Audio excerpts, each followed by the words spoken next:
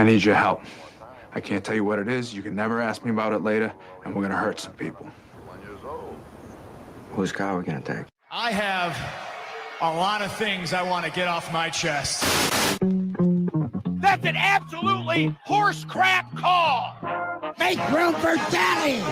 But they are who we thought they were, and we let them off the hook. Chicago is.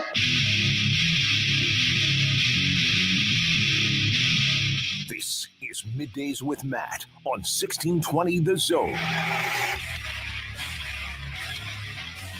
That's live and rolling here on the 1620 Zone Radio Network. Matt McMaster, as always, joined by Josh Odson. We are at the Omaha Baseball Village for Championship Day here at the CWS North Carolina versus Oklahoma. J.O., how are you? I'm doing great. Excited for a third game in this finals, when the weather is also incredibly, incredibly nice. Yes. So is this weather, because very famously, I don't check the weather in the morning. Okay? Yeah. You're of an age where you don't. Like, especially now, too, I have windows, right? So, like, I can look outside and be like, hey, this looks pretty good. And I'm like, all right, I'm like, this is pretty okay. And my shift is short enough from an hour's perspective where, like, I'm at the office for 6 hours. If the weather flips completely on its head, that's my fault. You know what I'm saying? Like, it's very rare for it to happen. Is this great weather going to stay all day? Is this what we have going? This is our day ahead of us. My goodness, our guys. Television partner at KETV calls it a top 10 day. Oh, okay. I do know this. Yeah. I did know all about the top 10 days. This might be a top 10 weird day in college basketball, Josh Hodson, if we just want to get right into it. Typically, when we don't have a crossover, and it's slightly impromptu in terms of not having a crossover, you and I will just fool around for about 15 to 20 minutes and say a bunch of nonsense to kind of make up that time we lost that we would have had with Happer and Schaefer. But something came across my desk, Josh Hodson. It's perhaps the best thing I've seen in quite a while. If you have 90 seconds, I'd love to take your time. I'm here till 6, buddy. So am I. If you don't like Matt McMaster on your radio, too bad today. I'm going to be here for a very, very long time. This show, and then Unsportsmanlike Conduct with Josh Peterson. Unsportsmanlike Conduct on 1620. What are they? Matt, Josh, and Nick. So we'll be here at the Omaha Baseball Village all day. But I hopped in my car this morning. I actually drove here. I did not walk to the Omaha Baseball Village today. I did. It's going to be a long day for your boy. So I did not want to walk all the way back to my apartment, even though it is a 23.5-minute walk. Did time it out. Even though it is a doable walk, and it's going to be a long day of radio, and I don't want to put my backpack on and walk all the way back there. So I drove today. And when I drive, as I do every time I drive, I put on the 1620 The Zone Radio Network, and it was Happer and Schaefer on the air. Of Happer and Schaefer. I just wait. Every time you say Happer and Schaefer, somebody has to sing the song. Yeah. So I just pause there for you so you can do it. And Michael Bruntz. The Bruntz is back in town. So they were on the air, and they were talking about, like, what would be the Kyle Woodingham equivalent of hiring a Michigan basketball head coach. That's the first thing that I heard. And I go, are they doing a bit?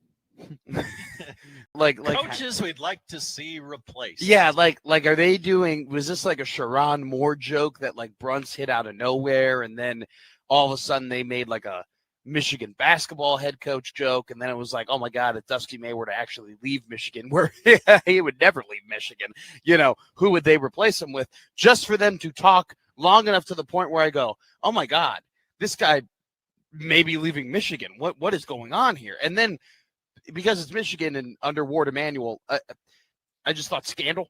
I just was like, oh, like what happened to Dusty? Fair. Tough but fair. And then I go on the old Twitter machine. He's going to coach the Dallas Mavericks. Didn't know they didn't have a coach. I kind of forgot about it, too. I had to remind myself that ass Jason Kidd got fired again. He is. Let's just be real. If you've been following NBA basketball for a very long time, you know that Jason Kidd is a piece of work, okay? And that he will never have a job that lasts longer than 6 years because everybody gets very, very sick of him very quick. Well, moderately quickly. But anyway, Dusty May, the head coach of the Dallas Mavericks on June 22nd. What are we doing? This is shocking. This is shocking. You hear every year we kind of go through this process of, hey, this very successful college basketball coach has his eyes on the NBA. But over the last couple of years, it's been since 2019 since we've had a coach actually go from college to the NBA. Funny enough, it was a Michigan head coach. John Beilein went from Michigan to Cleveland. He went 14-40 in his one season with the Cavaliers. He didn't even make it through the season. He got fired unceremoniously. I remember in 2019 that going down where there was, when he first got the job, he had this like infectious energy and everybody was so excited, and very quickly it just kind of turned on a dime and it went sour very quickly. And since then, 2019, we have not had a college basketball coach jump to the NBA. Dusty May does it. Now, this was about a couple of months ago, I told you, and maybe you don't remember this, probably don't, but I said that I wanted Duke to win the national championship. I've heard this from you, yes. Because I wanted John Shire to be the head coach of the Chicago Bulls.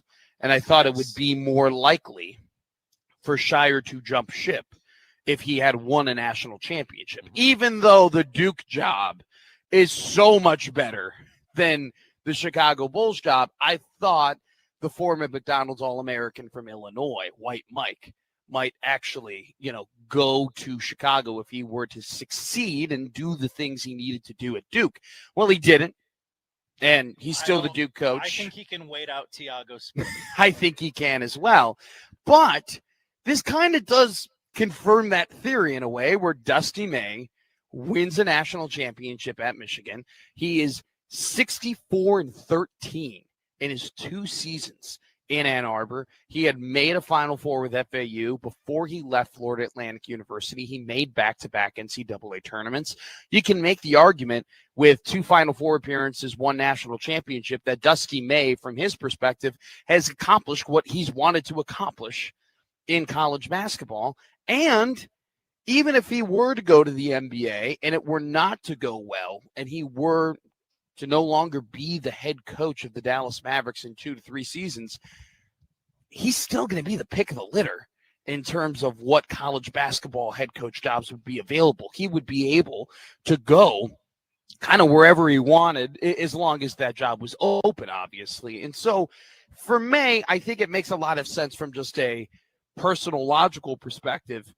He has done what he's needed to do in college. He clearly likes his opportunity in Dallas. And when you talk about the opportunity in Dallas, you obviously have to mention Cooper Flagg, the number 1 overall draft pick, who is an incredible NBA prospect who I will be shocked, and I think most people will be shocked if he does not turn in to a superstar at the NBA level. And additionally, too, a very under-the-radar move that the Dallas Mavericks make was Masai Ujiri is their president of operations now. He built the Raptors. There you go, Josh Hodson. Jerry, very famously one of the more highly heralded general manager / presidents, just slash operator in the NBA. Very sharp guy, has always been highly talked about. And so it's a great move by Dallas to hire Ujiri. But additionally, I don't think it's surprising at all that May would want to attach himself to a executive like him. And so, look, this is a interesting situation for May. He's going to have to grow as an NBA coach because coaching in the NBA is very different than coaching in college basketball. But he's incredibly sharp. He's one of the best coaches in college basketball. I think that for the Dallas Mavericks, this is a interesting hire because it's the first time in 7 years that we've seen a college basketball head coach go to the NBA, and there's only ever been one college basketball head coach can make the jump and then win an NBA championship. And, if you're kind of going through the history of college basketball coaches jumping to the NBA, at least in modern era, it hasn't been overly successful. It hasn't been the most successful. You could, make the argument that the most successful has been Billy Donovan, maybe Brad Stevens. I mean, those two are kind of the top. That's what Michigan has to do. I did not make that joke yet, that they were going to have to call Brad Stevens and see if he's interested in it. Let's talk about Michigan now. We talked a lot about May, right? I think it makes sense just from his perspective. Did everything he could want in college basketball. Looks at the Dallas Mavericks with Masai Ujiri as an interesting opportunity with already a franchise cornerstone there. Let's look at it from the Michigan perspective. What do the Wolverines do next? Well, number one, and Happer mentioned it before he hit a break. So Michigan's going to hire a head coach or assign an interim. And then after that, their players have 15 days to enter the transfer portal.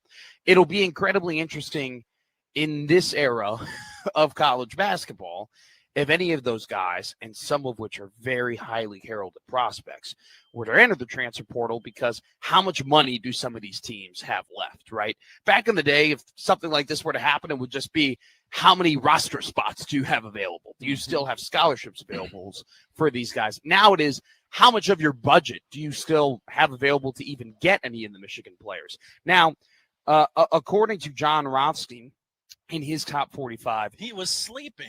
What's he really tweeting? Seriously, he was sleeping. Well, I mean, it's March, April. He sleeps in May. Oh, he's probably still sleeping. I don't know when he wakes up. I don't know. I thought you said he didn't make a tweet for a second, which I would be shocked. That guy's always tweeting. He is always tweeting. Get a life, John.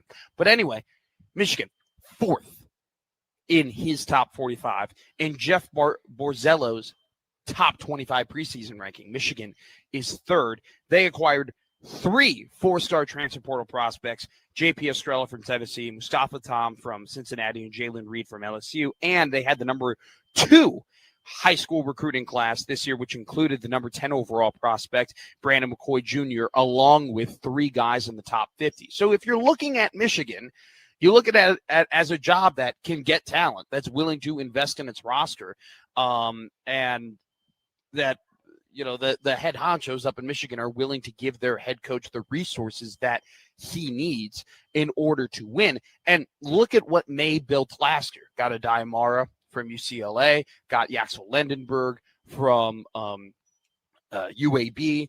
I mean, Lendenberg was a guy who easily could have been a lottery draft pick out of UAB. Instead, they give May the funds to go and get him from Birmingham, to bring him to Michigan, to have him be the best player in a championship team.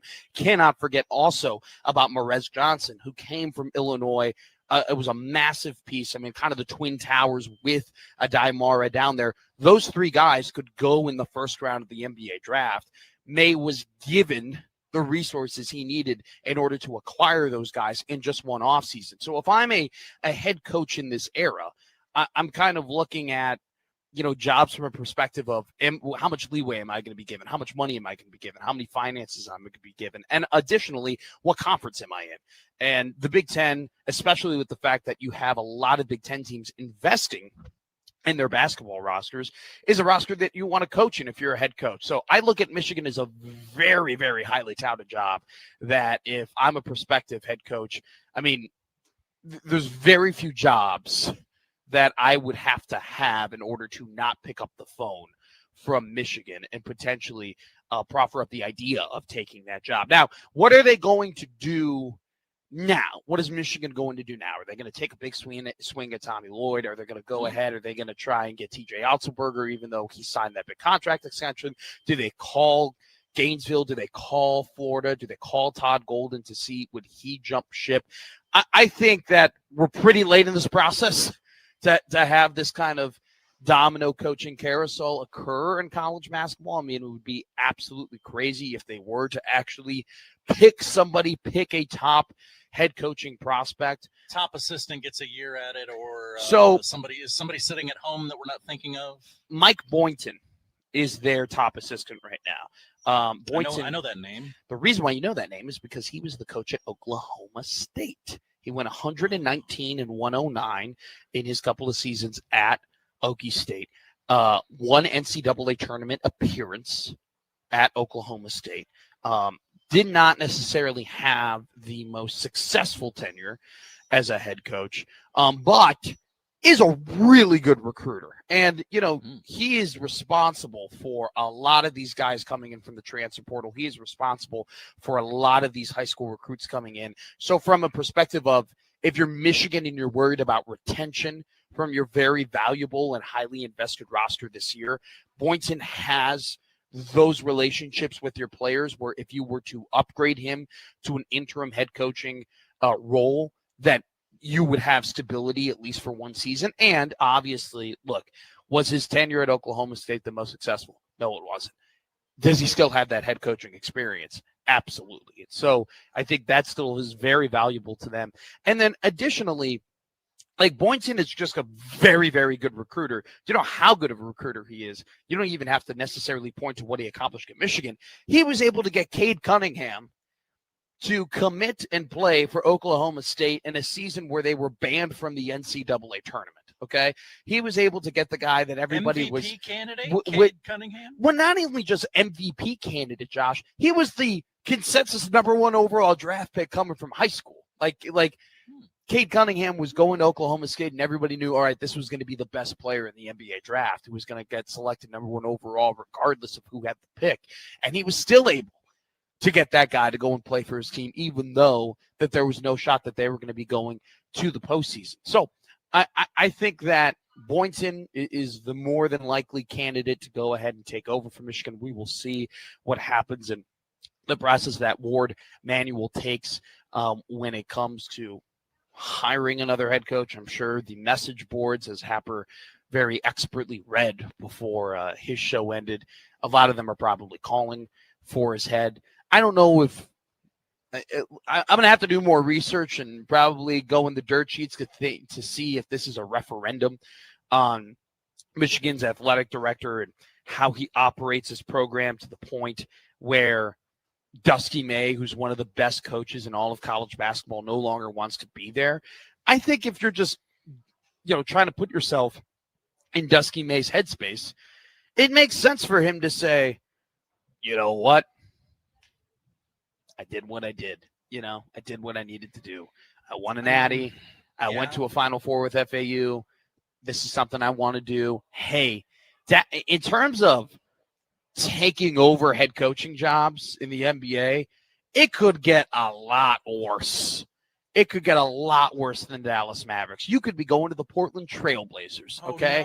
No. That's a job that I would treat like rat poison, especially with that owner. I believe the Pelicans are still a franchise. Yeah, you know what? I mean, that job is but the Pelicans have had talent year after year after year. And just have never never, wants to stay. never. Well, first off, never stayed healthy. Also and then true. Never really put it together. I think Dallas, just in terms of the fact that it's very rare you take a head coaching job and you go, that's the best player in the championship team right there. Like, there it is. That's what I got. Especially a cornerstone. Well, especially a head coaching job where the team previously went 26-56 in the year before. Sometimes you take a head coaching job and it's like, hey, get us over the hump. This is one where it's clearly going to a rebuilding franchise that has a couple of seasons before, they really get into contention with the likes of Oklahoma City and San Antonio Spurs. And, it is kind of a risk to take a head coaching job in the West right now. If you were to tell me where would you like to take a head coaching job right now, I'd probably tell you that I'd prefer to go to the Eastern Conference where it's a little bit more wide open as opposed to the likes of Wemby and the young Spurs and OKC and all that type of stuff. So the Knicks won the championship. Very interesting development from Michigan. Dusty May going to Dallas. Michigan in need of a head coach now. From the Huskers' perspective, you want to look this from a local perspective. If you're Nebraska basketball, pretty stoked. I'd be pretty fired up if I was anyone at Nebraska's, athletic program right now. I'd be pretty fired up if I was in the basketball program right now. As a fan of Nebraska basketball, as I am, I'm pretty happy to hear this. I mean, the Big Ten has some really high level coaches, and even the ones who necessarily didn't have the best amount of success, and I'm really just referring to Nico Medved, they have some really good coaches top to bottom. I love Medved. I love McCollum. I think the world of Chris Collins. I know we make fun of Greg Gard. I think he's a very good coach. Darren DeVries, everyone knows here what D-Rock can do. And you kind of just go down the list. Brad Underwood, Balkan Brad, just absolutely tearing it up. It's just kind of one of those things where you look throughout the entirety of this Big Ten coaching circle. And by the way, I didn't even mention Tom Izzo in my listing of incredible He's got coaches. a whole month named after him. Exactly. It's just one of those things where if I am a team inside of the Big Ten that is not Michigan, I am very, very, very happy. I'm very happy Dusty May is no longer in my conference. I'm very happy I don't have to worry about that guy in the regular season, in the postseason, in the Big Ten conference tournament, so on and so forth. I mean, if you are a team that is not wearing maize and blue, you are very happy that you don't have to see that guy, at least for the foreseeable future. And we'll see what Michigan does. Like I mentioned before, number 2 overall recruiting class in high school, 3 4-stars in the transfer portal. This is going to be a job that head coaches want. This is going to be a job that whomever the AD will be for Michigan, when they make a call to a head coach, a current sitting head coach in college basketball, that head coach is going to have to pick up and think, do I want to take this Michigan Wolverine job? And so it's news that I did not think, and I don't think anybody really thought it would hit anybody's desk, that Dusty May was not going to be the head coach of Michigan, especially. I don't think anyone thought that it would hit your desk on June 22nd of all days. But this is where we're at. And clearly this is something that May had on his mind. And Dallas took a very big and bold swing at May, and they hit it out of the park. And so we'll see. I do think just from an intelligence and X's and O's perspective that Dusty May can mark it up with the best of them. So once again, it will be a transition. It's hard being an NBA coach, man. It really is difficult. Success is so limited, I mean, you can be the coach of the year and get fired in the NBA. I mean, we've seen it multiple times. You can go to multiple Western Conference Finals and Eastern Conference Finals, and you can win playoff series and so on and so forth, and you can lose your job. Hell, you can be Mike Malone and be a couple of years removed from winning an NBA championship and having a really good roster and having a winning record and still be fired. So it is not, being an NBA coach, very sneakily, in my opinion, not a fun job to have unless you're, blessed with dynastic type players like a Steph Curry, like a Victor Wembanyama, like that Golden State Warriors dynasty. I mean, it's fairly rare to see guys go a decade plus as an NBA coach. I remember I was looking through the longest tenured NBA coaches, and at one point it was Steve Kerr, who won 4 titles. Eric Spoelstra. Real quick on Steve Kerr. Go ahead. Is he the coach of the Warriors? Yeah. Is he going to retire? Is they going to renew his contract? I'm pretty sure it got renewed. There was a lot of hey, goodbye, last dance vibes from them. Season. Massively. But I think that's the expectation that Draymond is not going to be there. Okay. Steve Kerr, I'm pretty sure he signed a contract extension, if I was not mistaken. Warriors and head coach Steve Kerr agreed a multi-year contract extension. This was May 12th, 2026. Oh, I was busy that day. According to NBA.com, he had coached 12 seasons for him. Wow. I do not believe it says here how many years he has in the deal. If I did more digging, I'm sure I could find it. As many as he wants. But he has 604 wins as the head coach of the Golden State Warriors. One thing I was interested in, and I heard this on, might have been on the Rich Eisen show, with Steve Kerr to the Spurs maybe in the future. If the Spurs get a little impatient with Mitch Johnson and his development as a young coach, maybe you have Steve Kerr won the 1999 NBA Finals with the San Antonio Spurs. Do you have that reunion with San Antonio and Steve Kerr in the future if old Mitch Johnson can't get it done. That was something that I heard that somebody put out there that I thought was very interesting. But like I was saying, the three most tenured coaches in the NBA were Eric Spoelstra, who had won 2 NBA championships and been to 2 NBA championships, Steve Kerr, who had won 4 NBA championships, and then Billy Donovan, who, for whatever reason, was given more grace than any mediocre head coach I've ever seen in my entire life, and that's because the ownership of the Chicago Bulls is absolutely a joke. I think they just forgot he was there. But still, Josh, like the fact that you have Kerr and Spoelstra, and then the next guy is kind of like a middling head coach, like goes to show you that, you know, we move through NBA coaches very quickly. How many different stops did Mike Brown have to take before he finally won an NBA championship, right? I mean, he had to move from being the Cleveland head coach to being the Warriors assistant coach to coaching for the Sacramento Kings to then going back to the Warriors to then, you know, being the head coach of New York. And when he got hired as the head coach of New York, people go, really? Really? Mike Brown? I mean, everybody knows what that guy does. So it's one of those things where it's just, it's not an easy job to have. It's not an easy business to be in.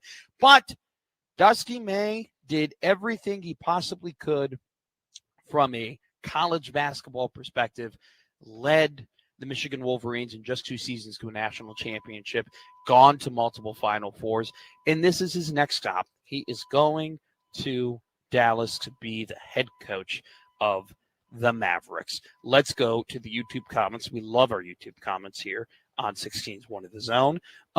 Jimmy writes in. Jimmy, hi, Jimmy. Ben McCollum leaving would be better. Yeah. But that might happen. Oh? I mean, Kansas might open up. There it is. Duke might open up. See, I don't know about Michigan's open. everyone. Funny enough, we are close to a lot of people who apparently know what a lot about Ben McCollum is thinking. Kansas is really the only job that's ever been brought up when I talk about the guy for people who would know in terms of, you know, where he would go and leaving. I mean, Iowa is, I mean, funny enough, we talked to Ren Baker about it, who was the athletic director for Ben McCollum. Ren talked about how much that Iowa job meant to Ben before he even took it. And funny enough, Ren was the athletic director of West Virginia, hiring a head coach after Darren DeVries had left for Indiana. Ben McCollum could have been a guy that Ren hired, you know, because he knew that their relationship through Northwest Missouri State, Baker was the AD there, McCollum was the coach there very famously, and yet the understanding of how much Iowa means to Ben McCollum kind of put that very great relationship. It didn't really matter for West Virginia because of how highly McCollum thought of Iowa. I think Ben thinks incredibly highly of Iowa to the point where I really don't think he would take another job other than Kansas. But let's hope he takes the Kansas job. It would be way better for everybody if Ben McCollum was not in the Big Ten. He could take the Bulls job. No, God, he's way too smart. He's way too smart. I don't think you're crapping over the Tiago Splitter hire, okay? And can I be real with you? It's a very Bulls hire. It's not flashy. It's not splashy. It's not like oh my God, they're moving in a completely different direction. And they're actually doing something that might actually get tangible results. They're once again picking the head coach that they hope could end up becoming a good head coach and not necessarily one that they know can become a great head coach. But I don't think it's that bad. He did a pretty good job in Portland under pretty tough conditions. I mean, Denny Average ended up looking like a great player in Portland under Tiago Splitter. Denny Average. That's what I called him. I did not like Denny Avdia coming out of the draft. I was actually very happy that the Bulls did not pick him. I actually supported the Patrick Williams draft pick decision, which it goes to show you how much I know about prospects. Another draft coming up next week. Or is it this week now? It's tomorrow. That would be this week. Yeah. Okay. It's tomorrow. Wow. The NBA draft, at least on NBA draft date. I'm almost positive it's tomorrow. It is do you know this? Clearly, I don't. They're doing 2 days of the NBA draft. Oh, come on, guys. I know. This is stupid. There's it's only 2 rounds. I know. It's going to be June 23rd and June 24th. That's how That's how much of a barren desert the ESPN family of channels is right now. Can you help us out and stretch this a little? We need to stretch the second round of the draft, which, by the way, second round of the draft has never been weaker because all of the guys who would be going in the second round of the draft decided to go back to college for millions of dollars. Not any Draymond Greens in this year's second round. There might be, a couple in who bleed out, potentially first round picks who go into second round picks. But John Blackwell would have been a very interesting draft pick in the second round for anybody in the NBA. Not going to be there. Andres Stojakovic, I thought, was a pretty interesting NBA prospect just based on his size and his ability to stretch the floor. Nope. Not going to be in the draft. He's going back to Illinois. So they decided to do a full special for a second round of the NBA draft, which has never been more uninteresting, maybe in the history of the NBA. And by the way, the second round of the draft was never that interesting to begin with in the NBA. Yeah, what are you gonna do to fill the time? Malika Andrews is going to earn her paycheck tomorrow. I mean, do we have some video packages ready about the guys who were drafted the night before? I don't think. Look, they kind of cut back a little bit on it, but for a couple of years in a row, that NBA draft turned into like tragedy porn. The NFL draft and the NBA draft were sad television experiences if you watched them on ABC. I'm pretty sure that they went like 8 draft picks in a row where it's like somebody's parent had died. Somebody's parent died tragically. And it was awful. Overcame it. Nathan A. Jasker goes, and we met Nathan, by the way, at the Omaha Baseball which is Village. Where we're at right now. We are here. We're one of the only people here. This is like 6 people. Nathan writes in, Greg Pop has to be the longest tenured. Yeah, I wasn't going all time. I was going longest tenured in terms of right now. Who's coaching right now? People forget Greg isn't the coach over there. People don't understand, though, that Greg Pop basically might as well be the assistant coach of the San Antonio Spurs. He came into the locker room after Game 3 of the Oklahoma City final. Yes, he was. Glad he's doing better, by the way. I mean, there was a moment where it looked really, really scary for Greg Popovich, so I'm glad he's up and moving around the team. And it also does warm my heart to see Tim Duncan around him all the time. I like Tim Duncan with dreads. Do you know Tim Duncan does karate lessons, and there's videos of him doing kickboxing, and it's one of the scariest things I've ever seen in my entire life. Well, I know what I'm doing during the break. Dude, it's just him. Like he's dislocating his hip while kicking a bag, and it's exploding. It's absolutely ridiculous. He'd look like Kareem Abdul-Jabbar fighting Bruce Lee. I'm going to be real with you. People are lucky that LeBron James never decided to go into MMA because he would have been the greatest MMA fighter of all time. Very, very big, very broad. Well, some people then are going to go, Matt, you're an idiot. He's soft. He could never do MMA. I mean, that's why he doesn't. Yes, legitimately. Those people are not wrong. They're not wrong at all. And very rarely are we here on the 1620 Zone Radio Network. We're going to take a break here, and then we'll go ahead and break down what the rest of the show will look like on Middays with Matt. Going to be 10 a.m., which is already 10:30 a.m. here, all the way to 2 p.m., and then we'll toss it on over to Unsportsmanlike Conduct with Josh Peterson and myself, which – it'll be a very short toss. Yes, it will. It'll be the shortest toss we've ever seen. And then we will make a long toss over to Scott Graham, Kevin Kugler, and John Bishop for tonight's College World Series championship game, Game 3/Game 7 of the College World Series here on the 1620 Zone Radio Network.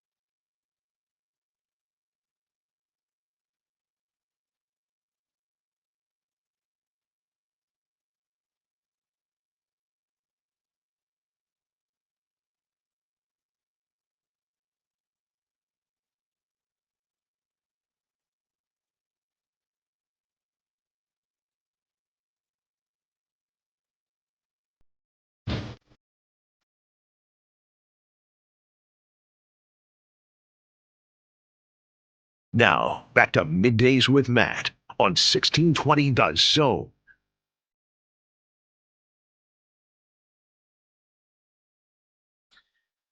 We have quite the loaded show for you today here on the 1620 Zone Radio Network, Middays with Matt. If you're watching the YouTube stream, we will work to get my ugly mug on the stream. I want to see it. My camera isn't working on my computer. It's incredibly frustrating. Is your camera on strike? It's been working for so many days in a row that Well, it says no more. It no has mas." it has not been on strike because it hasn't been my camera we've been using. That's We've true. been using this other camera. Now we so can go back to that. I just kind of thought people would like to see. we might have to because my computer sucks. I mean, Very you can famously. take a look at what Jake's doing in the studio. I Keep love him on Jake. task. I don't really need to see Jake. If I'm being Wow. honest with you. Wow. I'm kidding, Janny. You're the best. It's okay, man. I Thank won't take you. offense. Love you, Jake. Anyway, what I was saying, though, we have a loaded show for you today here on the 1620 The Zone Radio Network. I just got my topic text from Josh Peterson. So I'll be prepping for another show whilst being in the break of this show, which will be incredibly fun for me. But we have a ton of topics to hit. Number one, everybody wants to talk about jerseys. Did you hear about this, Josh Hodson? Nebraska football has released new jerseys to wear this year, and I'm not talking about Newark, New Jersey. I'm talking about jerseys and fabric you wear on your skin whilst you play football. Did you hear about this? I have seen this. I have heard about this. I'm ready to rule, as with everyone. Oh, can I just say this right now? And unfortunately, we don't have the drop because it's not one of our segments. I don't care. I don't. Interesting. We'll talk about it, and I'll say some things about it, but I'm not going to have the jerseys become this referendum on the program or anything like that. I mean, did anyone ask for this? No. Did it need a 3-week buildup in terms of big announcement coming? Probably not. Do I think any less or any more of this football program now that the stripes are now on the collars as opposed to being on the shoulders? No, I do not. There is one notable thing, though, to talk about these jerseys. There's one notable thing, and it came from you, Josh Hodson. It came from something that you said earlier this week. So put a pin in it. All right. I don't want you to hold it. If I have you hold things, you might be holding too many things by the end of the show. So take your pin. You have a pin in your pocket. You want to take it out?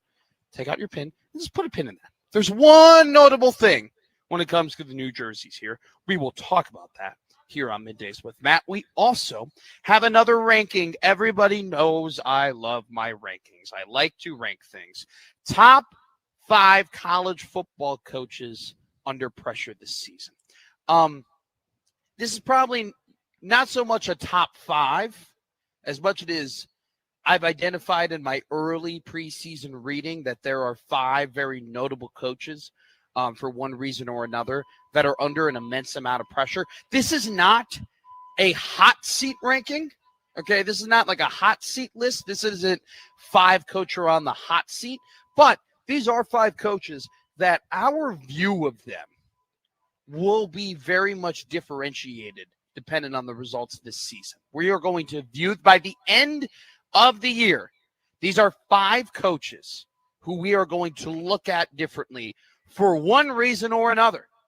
We are either going to look at them as guys who did not reach their full potential once again. We'll look at them as guys as maybe they aren't as good in this era of college football as they were in the previous era of college football, and might be a coach or two that we look at that just isn't a coach anymore. They're no longer a head coach of their football team. So don't take this as much as a top 5 when we do it, as much as just Matt's identifying 5 coaches under a tremendous amount of pressure. And it kind of does lead in to a segment that we will do on Unsportsmanlike Conduct today. So we will talk about those couple of coaches. We will also discuss the College World Series today. There's no such thing as a Game 8.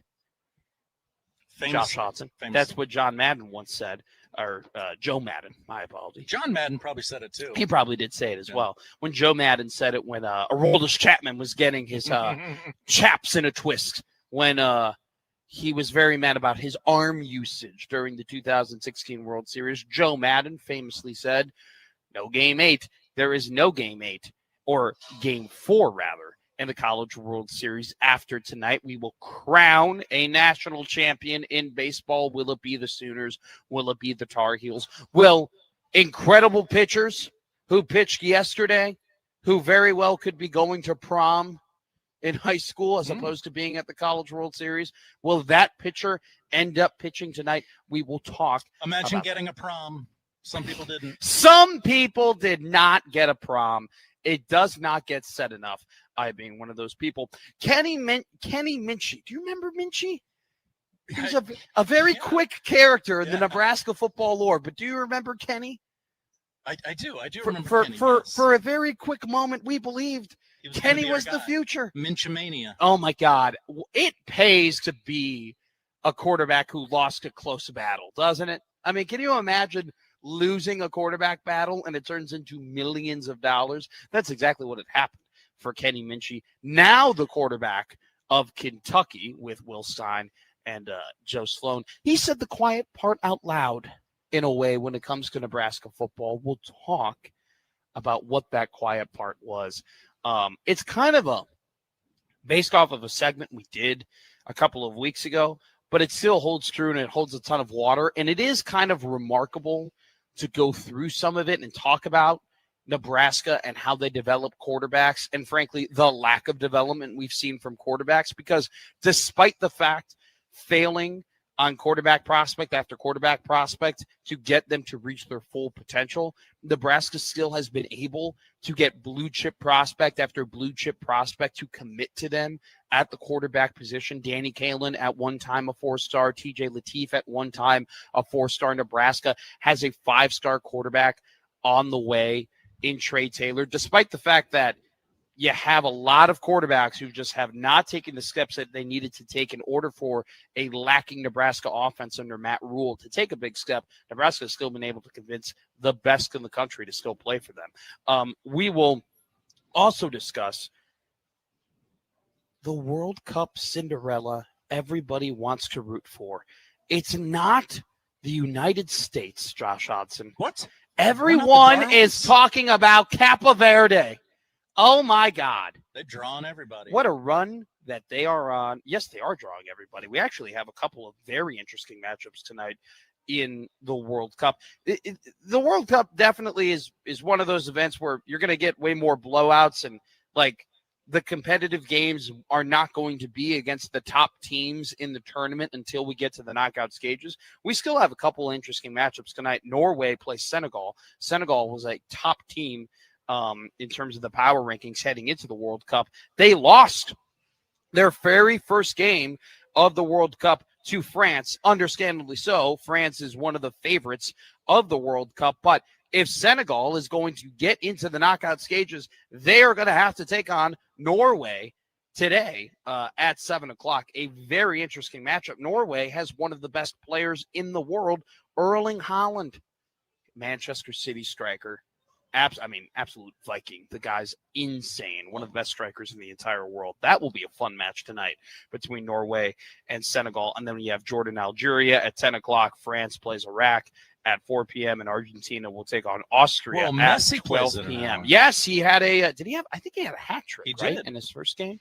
So tied the record for most goals in international matches with Argentina. So they said he was washed because he was an MLS player. Him and LeBron James, I feel like, could play forever, and they will just be incredibly effective in the sport that they play. So interesting night in the World Cup. Interesting night here tonight with the College World Series. So we have a ton of things to hit on. We'll also talk about a great Ralph Russo article that was written today about the College Sports Commission. I have some thoughts about that. But before we get to any of that, we have a great lineup of guests. At 1:20, Robin Washut will join us. We'll talk to Robin about Nebraska basketball, and we'll talk to him about the effects we've seen today in the Big Ten with Dusty May no longer the head coach of the Michigan Wolverines. How does that pan out for the Nebraska Cornhuskers in the view of Robin Washut? We'll talk to Robin about that at 1:20. We'll also talk to Marty Cordero over the phone, typically in person, but he's over at Warner Park. It's so far away. It is. It's a long drive. So we'll talk to Marty. We have some questions for Marty in terms of the upcoming MLB draft, in terms of potentially it getting lessened from 20 rounds to 12 rounds. How does that affect minor league baseball? We'll talk to the president of the Storm Chasers about that. But coming up next, the first time he will be a guest here on Middays with Matt, John Bishop will join us here via StreamYard to talk about his experience at the College World Series. Coming up next here on Middays with Matt, we have a great show for you today. The Red Hot Chili Peppers are here on the 1620 Zone Radio Network.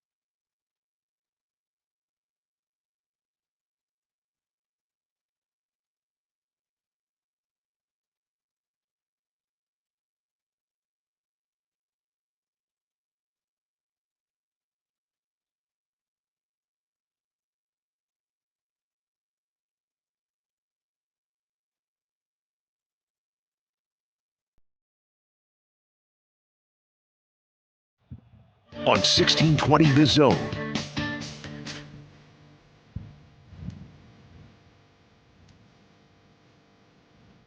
Matt McMaster, Josh Hodson here at the Omaha Baseball Village.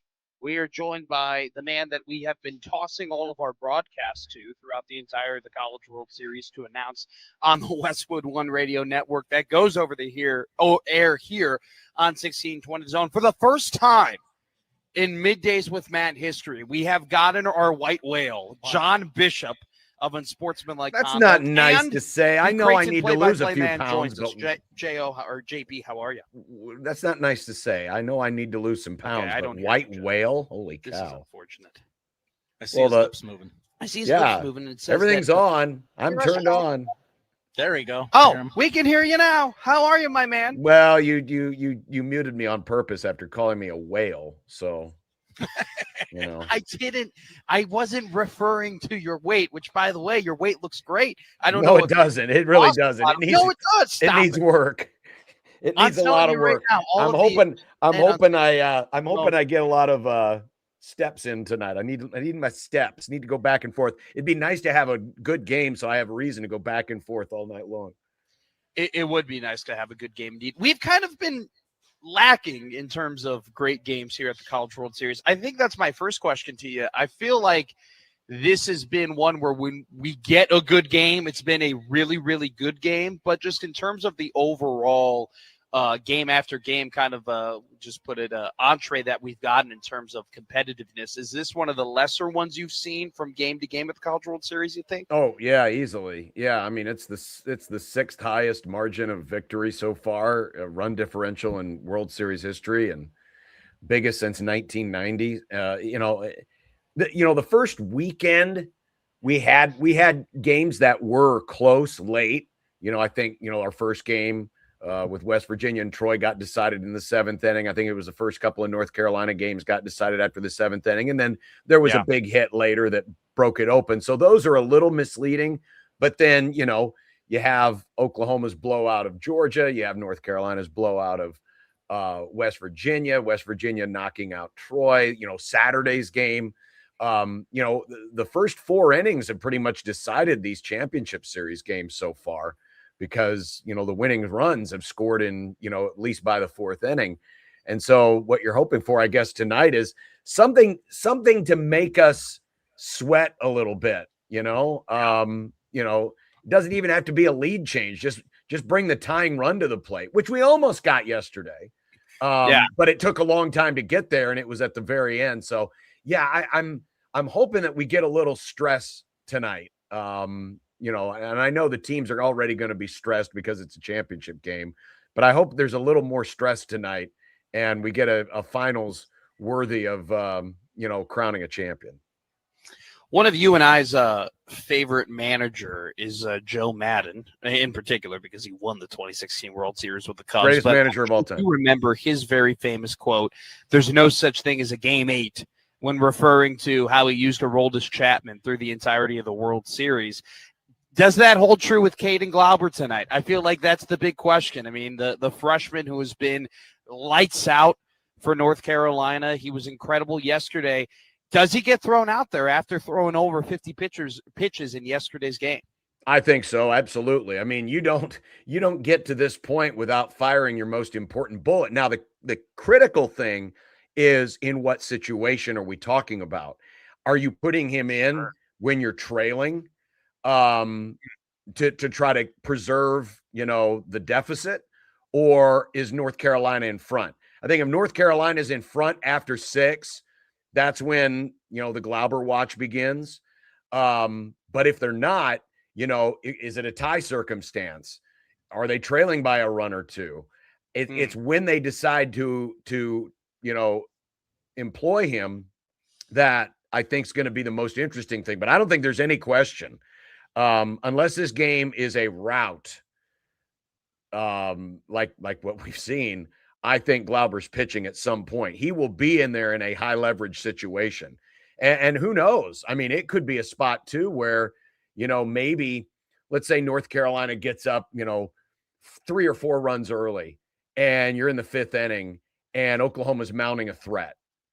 Do you bring him in there to stop the threat and then pitch him however much longer you can go? I don't see him doing what he did yesterday, where he comes in the 5th inning and finishes the game. But I could perhaps see a moment where you can feel a momentum switch coming and he comes in to stem the tide, and then it's up to somebody else. I have always prescribed to the theory when it comes to these baseball tournaments, these double elimination tournaments, that somebody has to do a little more than what has been asked of them. There's always an unsung hero, whether it's a guy deep in the bullpen or a guy who's, having to stay in longer than you would like him to be in there. Someone goes beyond what we have seen from them, and that ends up being the difference between winning and losing. Do you, if you're Scott Forbes, do you think about not bringing in Glauber in a dirty inning? Do you try and get him to start off an inning? Is that a question to be asked to him, or does it just whenever Glauber's need is when you throw him in? Yeah, it's whenever you think you need him. It doesn't matter. Dirty inning, clean inning. They brought him in both those circumstances. The only thing that would surprise me today is if he started. If he started the game or if he pitched like sometime in the first 3 innings. That I was going to ask you that if that was something that they might consider just to see if he has it.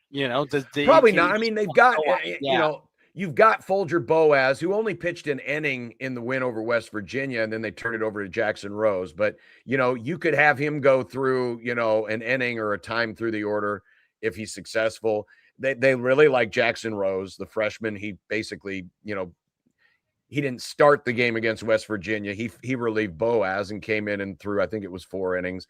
So they've got him, waiting in reserve. In fact, in the 9th inning yesterday, they had him warming up in the bullpen when Oklahoma looked like they might be mounting a threat. So they're obviously going to use him in a very important spot tonight, whether it's starting or relieving Boaz. But I would guess, it's probably it could very well be that they do what they did against West Virginia in their 3rd game, and that is Boaz to start, see what he can give you for an inning or 2, and then turn it over to Jackson Rose. Don't forget you got McDuffie, who's kind of the lesser, I don't want to say a poor man's version of Glauber, but he's kind of got the same utility knife qualities to him. So you've got him too. You didn't pitch him yesterday, and he only threw like 30 some odd pitches on Saturday. So no, I think North Carolina is actually, I think both teams are set up fairly well from a pitching perspective. Obviously, Oklahoma's got Wislowski, but they haven't pitched Jackson Cleveland yet. And he's got the most saves, and he could give you 3 innings if necessary. LJ Mercurius could come back in for a game 3 like this.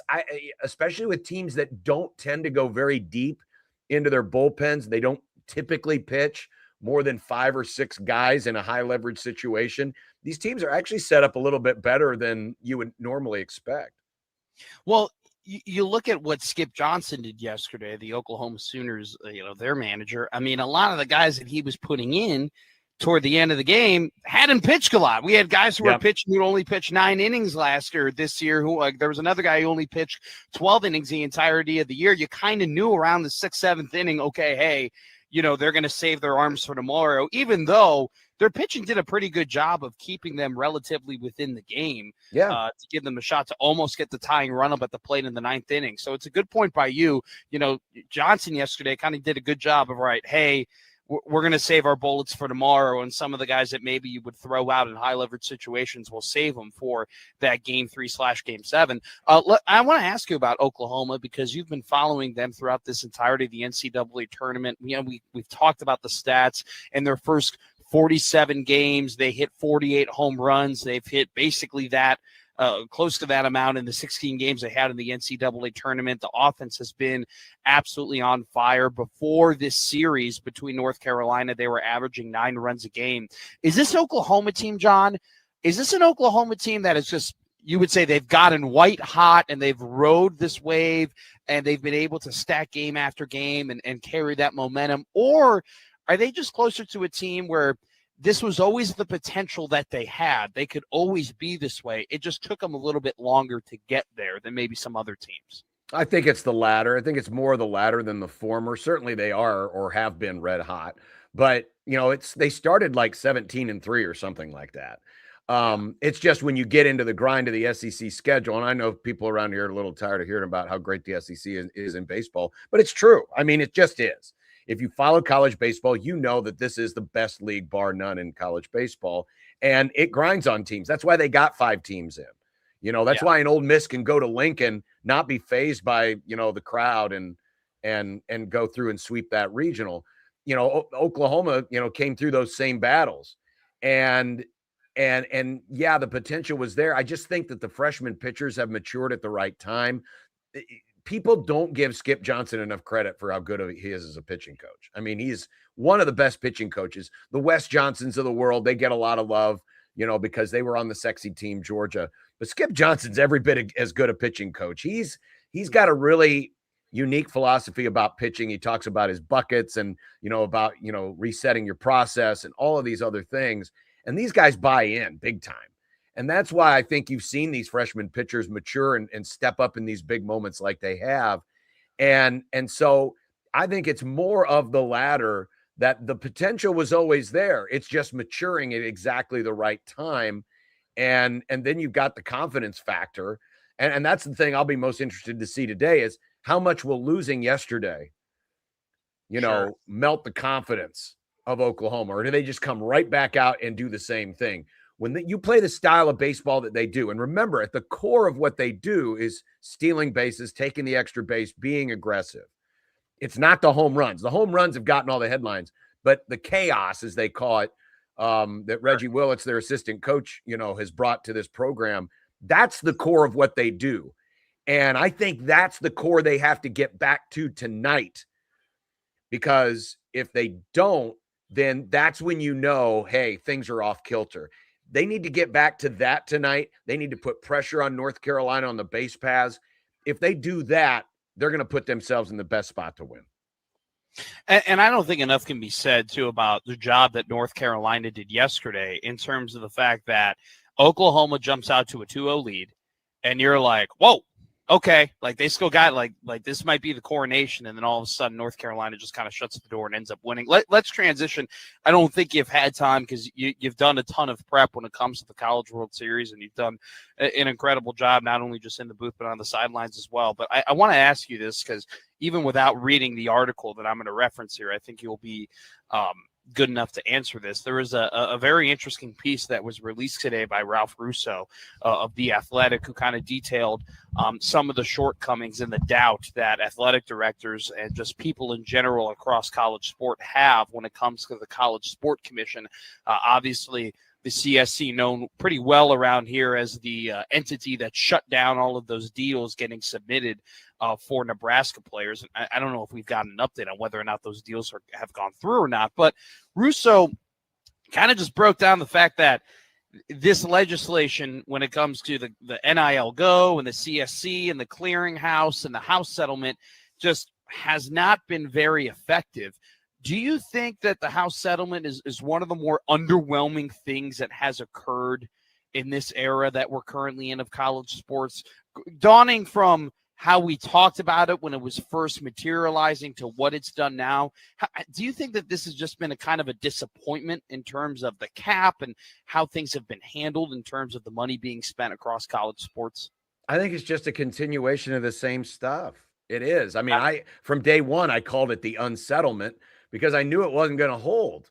You know, this is just another attempt to, you know, put a Band-Aid on a gaping head wound. You know, the only thing that was really going to change anything is if there were actual laws outside. One of two things. Either Congress was going to act and we were going to get laws, which, you know, still could certainly happen. The other thing is if the people in the room actually decided to follow the rules of the agreement they came to. Yeah. No one's doing that. No one is doing that. You know, your laws are only as good as the people who follow them. As a teacher once told me, laws are not for the lawless. They're for the people who follow the rules. You know, that's what they're there for. The laws are only as good as the people who want to follow them. And nobody in college sports wants to follow any of this.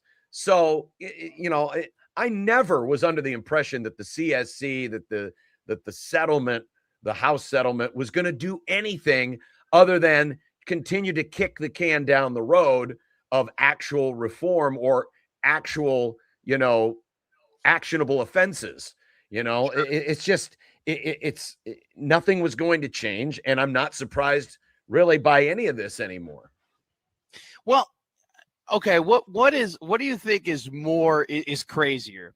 The fact that you have these teams who agreed to the settlement, who signed on to the settlement to not follow the rules, or the fact that when it comes to this College Sport Act, right, that everybody wants Congress to pass and everything, that the NCAA, the people who have created this mess, still want to be in control of this mess. Which one is more egregious to you? The fact that the people who've mismanaged the NCAA for years and years still are trying to convince people that they should manage it, or these schools sign up for this stuff and they still break the rules? I mean, it's 6 of one, 1/2 dozen of the other. They're both both egregious in their own way. It's just, it's funny to me because we change generations. Obviously the leaders of today aren't the leaders of 25 years ago, but yet the same mantra of we've got to protect this at all cost. And by protecting this, it's protecting my nut, protecting my nugget, protecting my money. That's what it's all about. I've equated college sports to the mafia, but it's true. I mean, in the mafia, it's about retaining power and getting more power. That's what college sports is about. It's about retaining what you have and getting more. There is not this collegial, group of folks who see the bigger picture. For all the ills we want to talk about the professional sports, at the end of the day, everyone that's operating, the owners in professional sports, are looking out for the greater good, and that is the greater good of the league. Now, by that, it means my franchise values go up, the revenue I get goes up, but they realize that together we are stronger. In college sports, the together part are these conferences, and that's where the real, stuff's going to hit the fan, is when when these big conferences themselves realize, man, that member's not holding up their own end. That member's not holding up their own end. That member's not holding up their own end. And they start to turn on each other. And that's coming. I don't know when, but that eventually is coming, where the conferences, the biggest power players, the biggest schools are going to realize, man, these other schools, they're just there for cannon fodder. They're not really doing anything to, embrace the value of what we have. When that starts happening, that's when the Super League stuff really comes to fold. It's almost like the combination of two eras, John, because like you saying all of what you just said, like it kind of reminds me of like the stories you read about when at the end of like the Wild West, when like the FBI and the Pinkertons were coming through and they were rounding up all the cowboy gangs and whatnot. And at the very end of it, all these guys were just running around and committing more crime than ever because they just didn't know what to do and they had to get high and dry. And it seems like that's some of what these college football teams are doing. Like they're just doing whatever they want.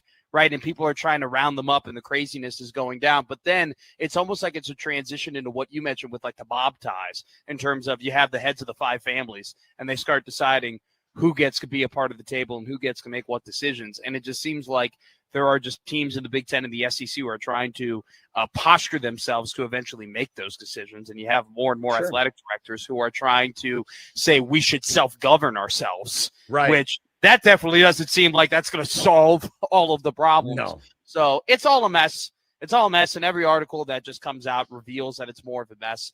But yet, if you read this Ralph Russo article, Russo like alludes to a lot of the people who are breaking the rules, but never specifically says who people are saying are breaking the rules. And so it's still kind of that fear in a way of like, we don't want to fully out of what's going on. I mean, it's all projecting, Matt. It's all projecting, hey, that school's breaking the rules. Meanwhile, behind the scenes, they're trying to finagle, different ways of getting third-party NIL. I mean, it's a lot of this is just projecting.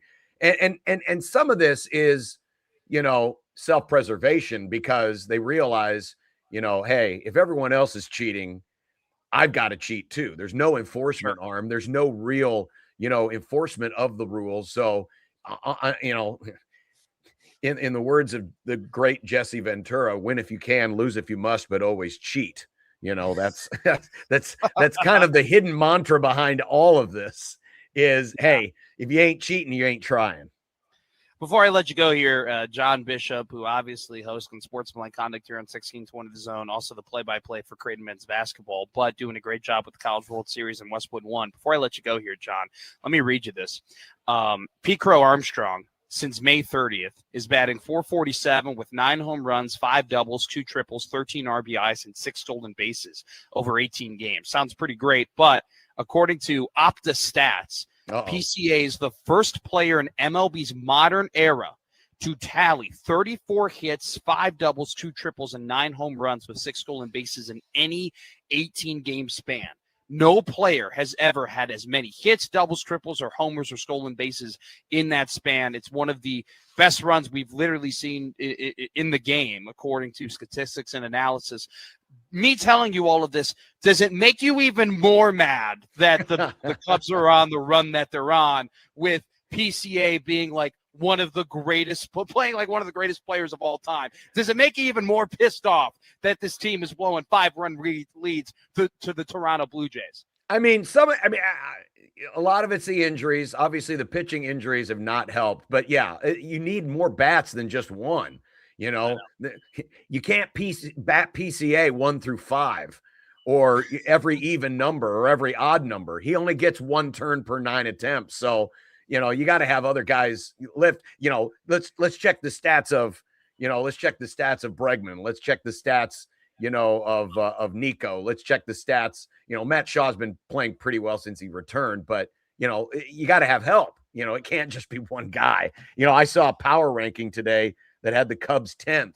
And I'm like, what planet are we on where the Cubs are the 10th best team in baseball right now? I want to go there. I want to be on that planet because it doesn't feel like it. I know they've won, 2 out of the last 3 series, but the problem is, and this is where the Brewers have them. The Brewers are in their head.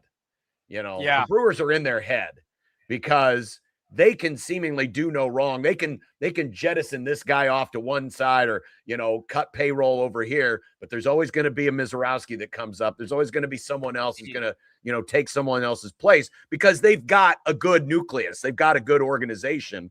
And quite frankly, they have better management right now than the Cubs do. So, great on PCA. I'm excited for him. I'll look forward to watching him in the All-Star game, but that's about the only extracurricular play he's going to get this year because I don't think they're making the playoffs.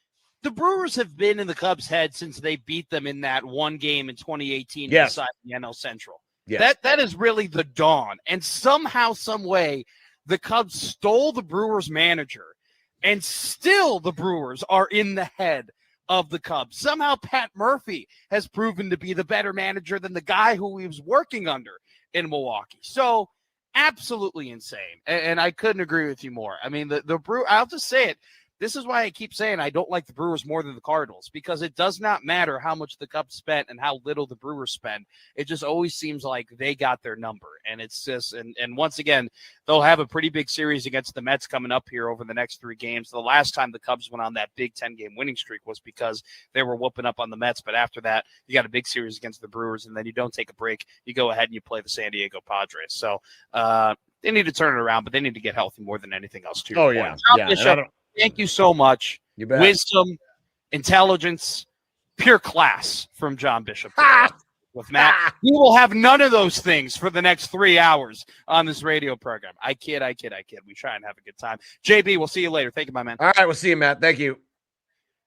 John Bishop of Unsportsmanlike Conduct, Creighton basketball play-by-play, and a part of our Westwood One crew tonight that will be broadcasting Game 3, the final game of the College World Series here between the North Carolina Tar Heels and the Oklahoma Sooners.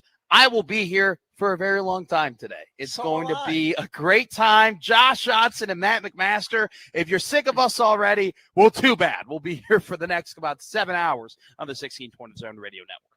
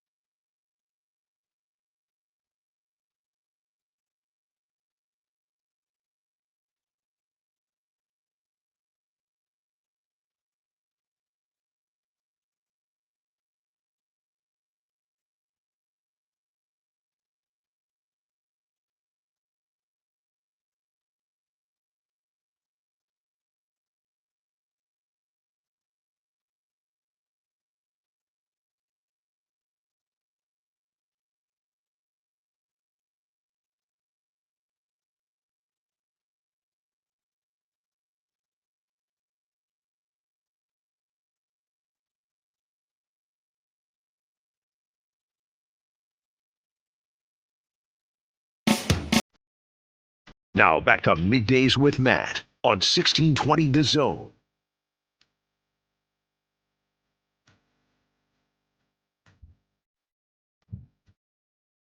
It is Matt here on the 1620 Zone Radio Network. Matt McMaster with Josh Hodson to the right of me. You can see that here on the Zone TV page. We want to remind you, if you want to call in today, 402-951-1620, the Prairie Flower Casino Zone hotline. Prairie Flower Casino, play longer, win more. And don't forget to email us at the Equitable Bank Zone inbox. Equitable Bank, they take banking personally. Always pick up on the first ring. We had Old Man Doug and Young Man Doug. Old Man Doug's son also came by the Omaha Baseball Village on Father's Day yesterday. Yes, it was a very fun Father's Day for our favorite Jay Skur, Old Man Doug, who was wearing a beautiful Creighton Blue Jay quarter zip and a Creighton Blue Jay polo under, and then he had a Nebraska hat. Oh, yeah.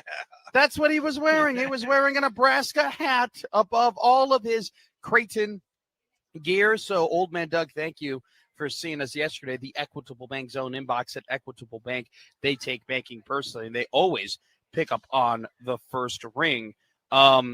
We had a pretty big announcement yesterday, or a couple of days ago, that Nebraska football has new jerseys. Oh, my goodness. Brand new jerseys for Husker football. I was sent a tweet from someone in the Illinois area, and they asked me how the rioting was going today in Lincoln, just knowing that those old classic football uniforms are not to be touched. They updated them. I'm not rioting. That's what I told him. I said, a lot of eye rolls here in the state. Like, that's about it. It's just one of those things. The reason why there's an eye roll is it was just like, and I don't mean to be disrespectful to anyone who like went ahead and this was like their project, right? I don't want to crap on anybody really, but like, no one really asked for this, right? I haven't been watching Nebraska football and have been thinking, wow, they need an upgrade. They need to look better. You know, those jerseys aren't like what you would, what Nebraska standard is. And currently trying to get you our stream here, a picture of them here on the stream. If you've been busy this If you have been busy not being able to find, but unfortunately I'm not able to do that right now. But anyway, you can look it up. Here's the one thing that, like, I've said this before, and I don't want to be an ass about it.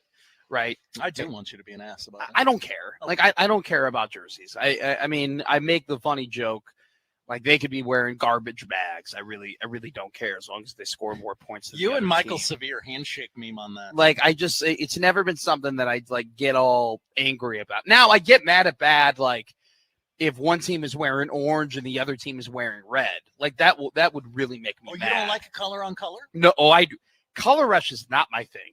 So one team's got to be wearing white. Oh, okay. Like I'm very in on that. So when we all clamor for Nebraska and Creighton basketball to wear red and blue, you're like, I don't know, guys. Well, that's a little different. Like, okay, I want to be able to know who is playing who. There are sometimes we do the color rush, and it's just like the colors are too similar together, which is why I said red and orange. If they did red and blue, yeah, that's pretty cool. Once again, it's not making or breaking my like my lifestyle. As long as I know who's on what team, I'm good to go. And so I'm not, look, I can look at these and tell you right now, Josh Hodson, the other ones, in my opinion, looked better. Okay. Do I think any less of Matt Rule or the Nebraska football program, or am I going to make any jokes about it? No, not really. This is something that they decided. Did anyone ask for it? No. Did we need the 3-week buildup in terms of, oh my God, Red Sea Rising? What an announcement! Probably not. We probably didn't need the dog and pony show. You know, you probably could have just been like, hey guys, apparently they're announcing new jerseys this year, and everyone would have been like, oh, okay, cool, whatever. I will say one interesting thing though about these jerseys. So if you were to go to Huskers.com, you would be able to pretty easily find what the new jerseys look like. And the adjustments are basically the stripes used to be on the shoulders. Now they're more so on the collarbone. The font on the numbers is a little bit different. It's more akin to what the Los Angeles Rams wear in terms of their numbering. Honestly, kind of a hot take. I kind of like the font. I like the font too. I'm fine with it. Touching. I heard some rumors of they were going to touch the helmet. Here was my reaction to it. They're not stupid enough to do that. I mean, that is a whole other. That's how you'll really make people mad is if you ever touch those helmets. That's the one. One thing that I realized what they removed from the jersey, but then it took Josh Odson's intuition to make me recognize as to why they did it. Some people don't like that Nebraska badge that was on basically every Nebraska jersey is now gone. And I agree. I think that badge was one of the cooler details of the entire jersey. It's just a sick looking, circle badge. It's cool, right? It almost makes it like authentic. Like you look at that badge and you're like, oh, that's the Nebraska uniform. But you are the one who brought it up. And I'm just going to get ahead of it here. Mm-hmm. Take it. It's yours. You brought up that, hey, they're going to put a promotion there. They're going to put an advertisement there. They're going to put, somebody is going to pay to put their logo on the jersey.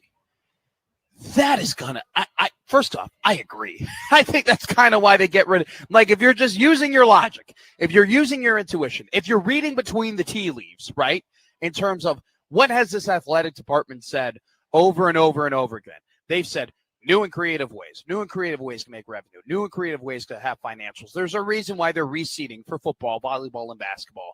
The athletic department needs money. And by the way, every athletic department needs money, especially when you don't have a legitimate cap on all of these things. And so for them to remove that badge, I don't think they removed it because they don't think it's cool. Okay. I don't think they removed it because, they don't like how it looks. I think objectively you look at that badge and you go, wow, that badge looks pretty good. I think they removed it, to your point, because they're making room for something else. And that will be the thing that everybody flips out about. And that will be the thing that everybody gets mad about. I have an opinion. Oh, I've already gone through this. Okay. And here's why. I'm a pro sports fan. Mm-hmm. I'm a very big pro sports fan. Chicago Bulls got advertisements on their jerseys. Chicago Cubs have advertisements on their jerseys. The Blackhawks have advertisements on their jerseys. The Bears don't. And I pray that they, and I hope that they don't. But I got 3 teams with 3 iconic uniforms that I dearly love that all had patches on them. I got upset about it. Okay. And then you get used to it. Yep. The Zenny logo for the glasses is on the Bulls jersey. You got the Motorola badge on the Cubs jersey. I'm pretty sure the Blackhawks have Circus Sports, if I'm not mistaken. But their badge actually looks kind of cool on the Blackhawks jerseys. Braves have a bright yellow Quick Crete ad on their sleeve. Like I'm over it. I'm used to it. Even the Royals fans have somehow gotten used to that big old Quick Trip logo being on their shoulder. You know what I'm saying? Bright red, yeah. They are going to put an advertisement on this jersey. People are going to get upset about it. It'll be honestly, it'll be a symbolic look how far we've fallen, or look how far we've come in terms of, what we're doing now, what teams have to do now in order to make money. But at the end of the day, you kind of just adjust to it. You're like, you know what? These are the times. This is what you have to do. This is the new jersey. It is what it is, So I'm just preparing people. Be upset. There will be people who will be very upset when they put advertisements on this jersey. But do you know what? So is everybody else. I would almost, as if I was a corporation, I would go to the university and say, we would like to be the second contract on that. I don't want to be the first advertisement on a Nebraska jersey. I'd like that contract to run its course, and then we put our logo on it. So the Bulls have Motorola now as their advertisement, which looked a lot better than the Zenny's glasses. And then the Blackhawks jerseys look pretty sick with the Circus Sports advertisement, because it's actually a pretty good font to have on there. I think the Motorola badge on the Cubs uniform actually looks pretty dope because it's the same like blue color, like it kind of meshes in Stupid with the question, uniform. Is Motorola a Chicago company? I have no idea. Okay. It's just Motorola. I sort of assumed they weren't. I don't know. That'd be my Kenneth goes, is Motorola an Indiana company? Oh, no. That's a good one. That's a really, really good one. So Hokey Stir goes, let's get the Valentino's V on the jersey. Look, it's just one Motorola is headquartered in downtown Chicago. Really? Illinois, yeah. Well, they'll probably end up moving out like all of the other places. That one's on me, everybody. I don't know that either. You know? Hopefully Allstate doesn't move out of Illinois. I don't know what we're going to call that arena over in Rosemont. Rosemont Horizon, go back. I talked to a guy at the College World Series. I've been talking to a lot of people at the College World Series that are just fans. The guy was from Southern Illinois. He was wearing a Saluki? No. He was just from the Southern Illinois area, and he was complaining to me about all of the government or all the companies that have moved out of Illinois. And he was getting really fired up about it. They just got ConAgra. He told me that he hopes the Bears move out of Illinois so the Illinois legislator can get their stuff together, is what he was telling me. But anyway, look, they're going to put advertisements on this jersey. You know, people will get mad about it. People will get upset about it. At the same time, people will get used to it. I got used to it. You'll get used to it. You know, will there be some people who say, I'm never going to buy another Nebraska jersey again? Yeah, maybe. Will those people actually stick to it? Probably. But at the same time, I think that they're going to make more money having the advertisement than people getting upset about it. Everybody wants the new thing, right? They want the new jersey. Eventually, it's going to be like, hey, look at that guy. He's got the brand new authentic, visual with, Acre sponsor on it or whatever it just might like be. every fall, people, like, they'll tweet us and be like, why isn't the coach's polo available on Huskers.com yet? Seriously. They want the thing that the players and the coaches are wearing. The Amazing Daniel goes, don't love the ads, but don't have the mental or emotional space to be mad about it. Same. Here's the thing, too. Nebraska is not going to be the only one who does it, okay? Like, every other team is eventually going to have ads on their jerseys, right? And eventually, if you don't have an ad on your jersey, you're behind. You're behind in terms of the revenue that you could be making on your jersey. Income. 1,000,000%. And so this is the things that Michigan State is going to do it. Like Michigan State has already agreed. All of their sports, is that right? I don't know yet. I just read that they have agreed with a company in order to have an advertisement on their jersey. I don't know all sports yet. I could look into that. But this is kind of the reality we're going to live in. And it was a great observation by you, J.O. I want to give you credit for it. I go, badge off, that sucks. And you go, probably going to put an ad there. And that's where we're in. And you know what?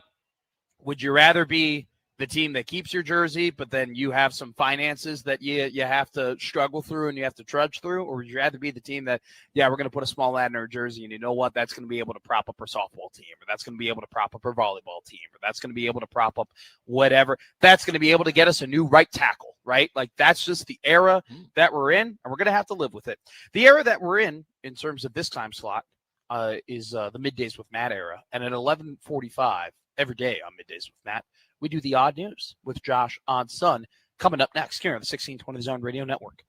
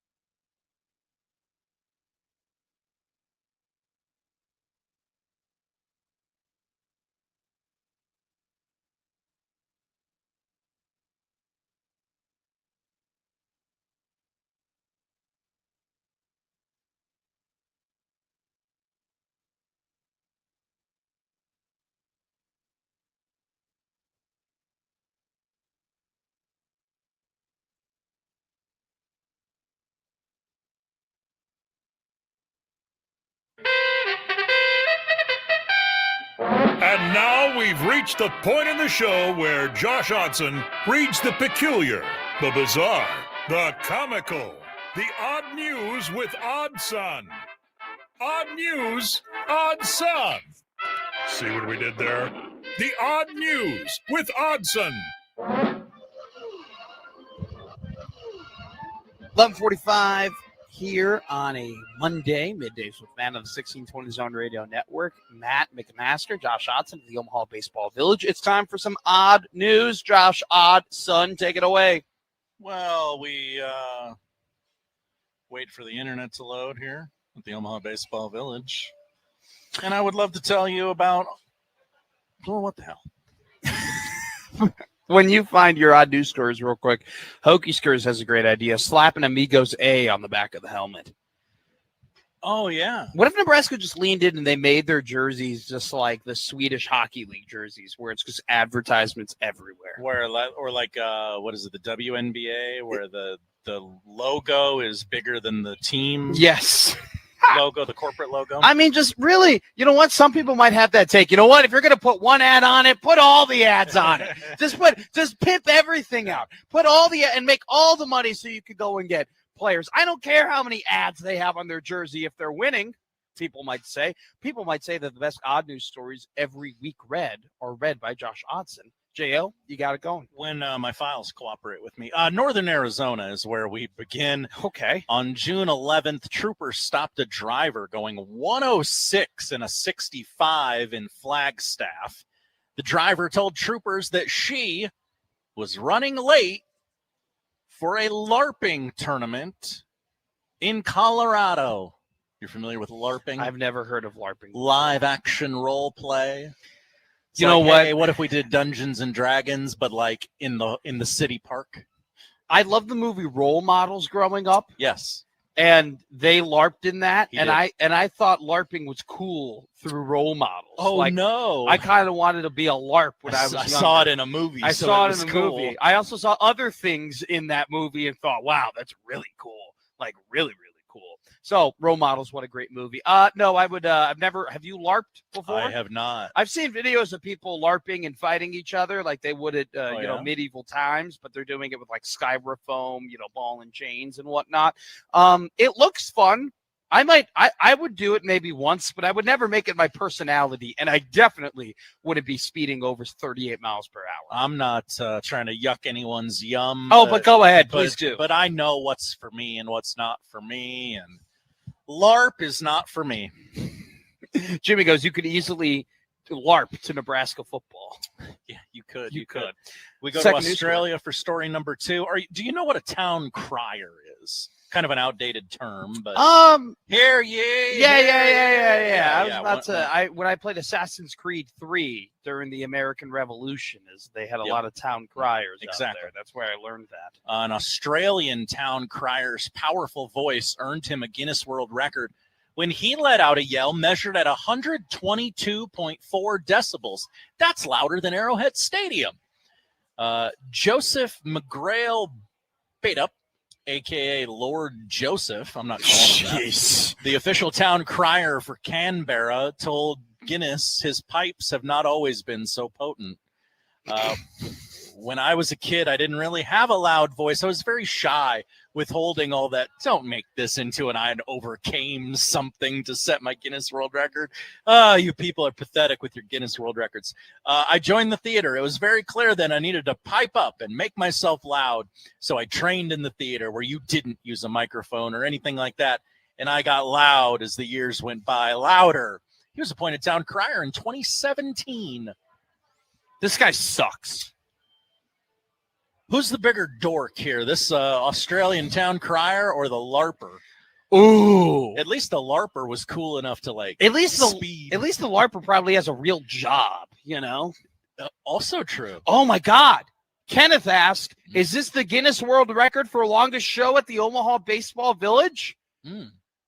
I think that we should just call USC Middays with Matt today. Certainly no one's gone over 4 hours. So if we can just get Peterson to call his show Middays with Matt, and then we can say that Middays with Matt went for 8 hours, and we are the Guinness Book of World Records for longest show at the College World Series. I mean, do you think he's going to willingly give that up, knowing what you know about Josh Peterson? No, he would not. He would not. He would actually call me right now and say, call your show unsportsmanlike conduct. And then I'll set the Guinness Book of World Record. Everybody always says you either die a hero or live long enough to break one of those godforsaken records. That's right. Final story. Do we have time for it? We do not. Okay. We do not. It was fine. It wasn't anything. Was it in Florida or anything? No, like it was that? Elmo. Oh. Is a lot of people concerned with People Elmo? were upset with Elmo for saying that I hope both teams in the NBA Finals have fun. But that's his bit. He's declared I'm rooting for Team USA in the World Cup, so you do not roast me. Well, I mean, who would roast Elmo? New Yorkers. Can you imagine, though, an Elmo heel turn where he goes, I'm rooting for England? Or maybe Elmo gets sponsored by a sport book. Portugal has the same color as my fur. Use code ELMO to get 15% off when you go ahead and register for Underdog Fantasy. Can you imagine if Elmo was sponsored by a sport book? That would be Elmo awesome. thinks Brendan Sorsby is innocent. We definitely do not. Here, Middays with Matt on the 1620 Zone Radio Network.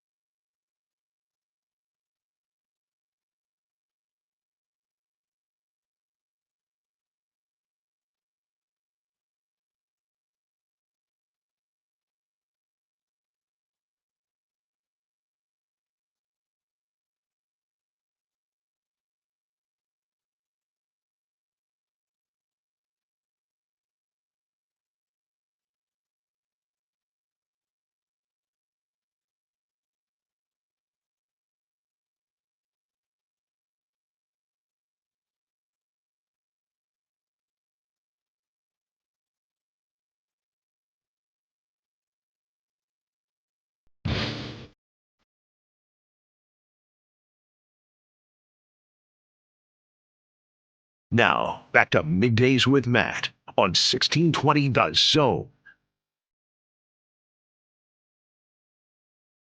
One of our favorite interviews that we have, kind of bi-weekly at this point, happened very naturally, and we're very happy that it did, is with the president of the Omaha Storm Chasers, Mr. Marty Cordero, who typically joins us in studio, but because of the circumstances of today, Josh and I being at the Omaha Baseball Village, we are joined by the Prez over the phone. Unfortunately, you don't have all the jerseys and goodies for us to show off on the Zone TV YouTube page, but we're glad to talk to you here, my man. How are you doing, Marty Cordero?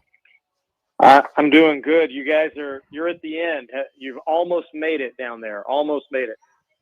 I got 6 hours left, Marty. I don't know if I say almost, but we are trudging along here and we're having a great time at the OBV. We're glad that you stopped by on Monday. Thank you so much for saying hi to us. It was great to see you. Wow. That's been a week ago. Holy cow. Yeah.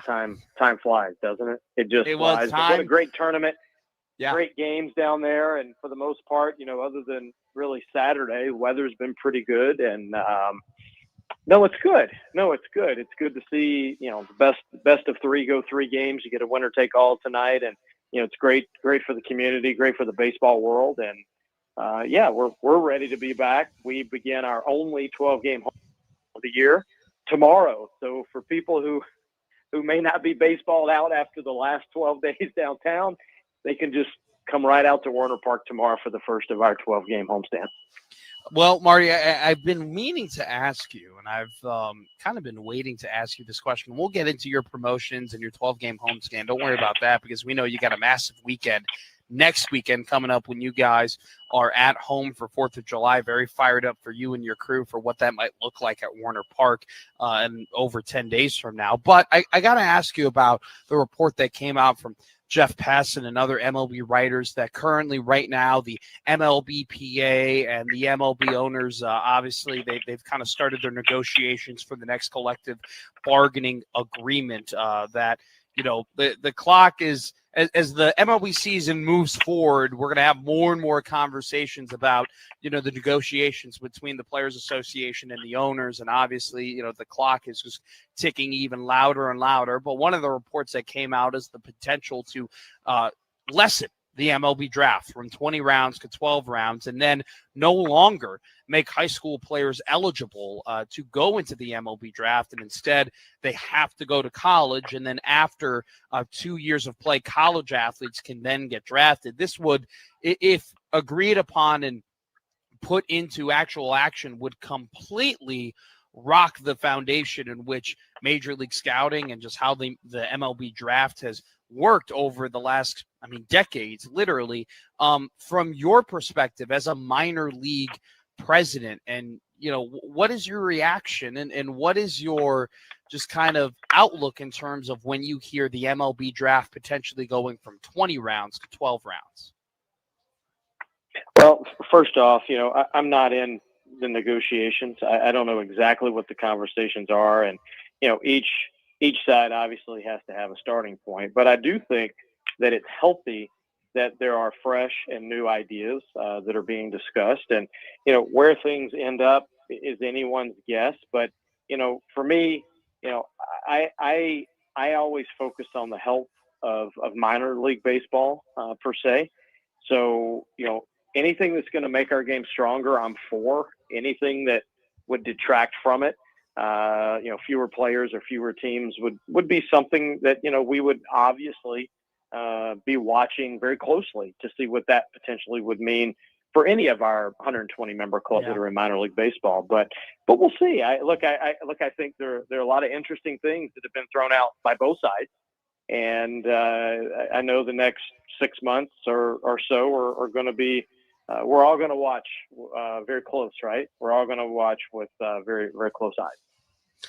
Do you think that, in terms of if they were, because they already lessened the draft from 45 rounds to 20 rounds, do you think there will be people around the minor league system who are very afraid in terms of whether or not they're still going to exist, especially some of the maybe lower minor league levels that this would definitely affect in terms of more new talent coming through?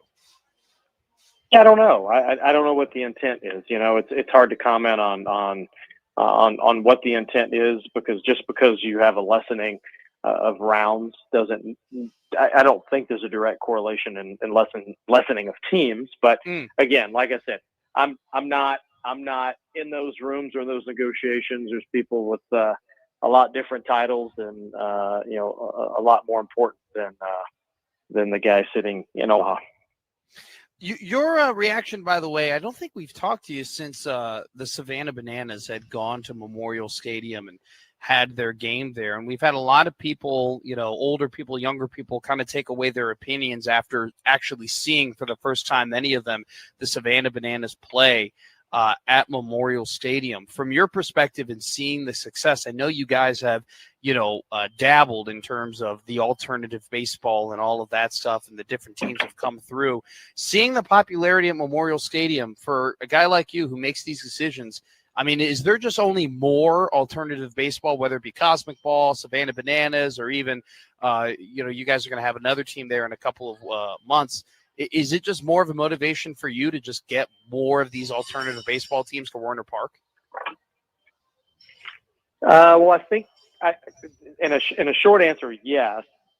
But I would offer, it needs to be the right entertainment option. I think we would all agree that Savannah Bananas or affiliated Banana Ball, I think we'd all agree that's going pretty well right now. I mean, what an amazing showing across the country. I'm not, not just Lincoln, but across the country that Jesse and his organization continue to have.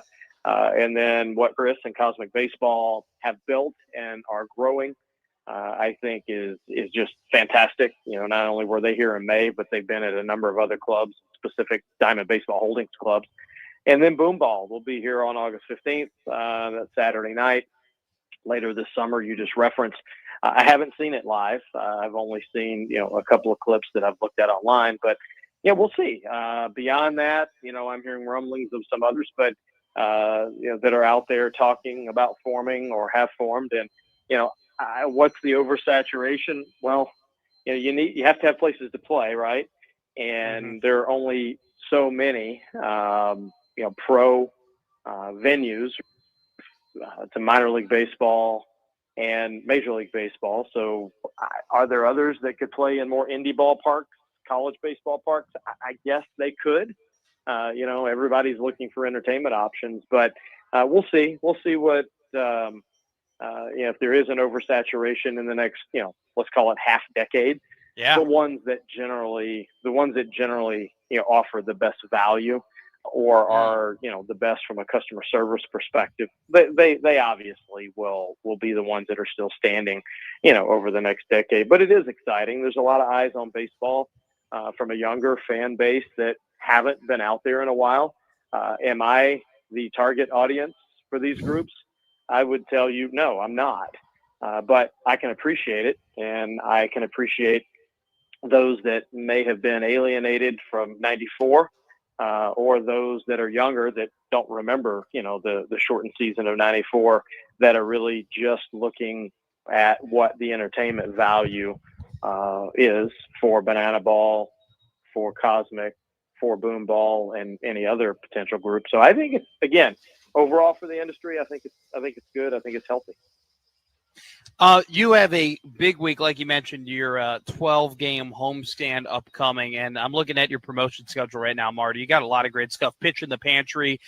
For tomorrow, you bring in 3 cans of non-perishable food items in exchange for 1 Berm ticket. You got Bark in the Park on Wednesday. You got also, Always Thirsty Thursday, $3 Thursday. But I want to talk to you, and something that we've talked about before here on Middays with Matt, and it's a very big deal for you and honestly this community, because we've seen how much this community rallies around cancer awareness. And we see it with the Pink Out, with the women's basketball team and the men's basketball team over the last couple of years. And now you guys going to have Cancer Awareness Night on Friday, June 26th, first pitch at 7:05. The first 1,000 fans will receive a pink Storm Chasers t-shirt.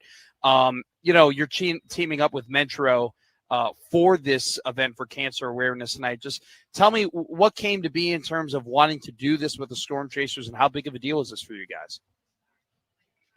Well, we in partnership with Major League, Minor League Baseball, we've had a cancer awareness night for a number of years, which has largely been tied to Stand Up to Cancer. The last year and a half, we've spoken in depth with the local American Cancer Society organization, and they want this to be the spring summer growth from an event perspective. They want this to grow, and I don't think anyone has delusions to put together what Creighton and American Cancer Society have done at CHI. I mean, it's amazing. It's amazing what they have grown that into, but it's just a start. This will be the first year we're playing in jerseys that fans could come and bid on and win, and then go on the field and get an autograph, maybe even from Toro, who hit for the sixth cycle in franchise history yesterday in St. Paul, and from any of the other players that are here. And 100% of those proceeds are going to go, and they're going to stay local with American Cancer Society. We're also, first 1,000 fans will get a pink T-shirt. And pink is not just symbolic from the standpoint of breast cancer. Really, this is a celebration and an honoring and a remembering of all those that have fault, or those that may have lost their battle with cancer. And, I shared with you a couple weeks ago, one of my best friends from childhood was just diagnosed with stage 4 lung cancer. And, for Joey and all those that I've been impacted by cancer, there's a million other stories for people out there. And we just hope that the community can rally behind this over time, and we can grow this year after year and really make an impact and really help those family members as well as those that are battling cancer. And that's this Friday night, Warner Park, gates at 6, first pitch 7:05, and then after all the memorable things that we'll be doing during the night, we'll follow it up with a post-game fireworks show. Incredibly well put, Marty, and kudos to you guys for doing this and taking that step. And you already gave me my Storm Chasers pink T-shirt. I'll tell you right now, it's a great looking T-shirt. So I encourage anyone to go there. First 1,000 fans gets that pink Storm Chasers T-shirt. Let's talk about next weekend though. Nothing says.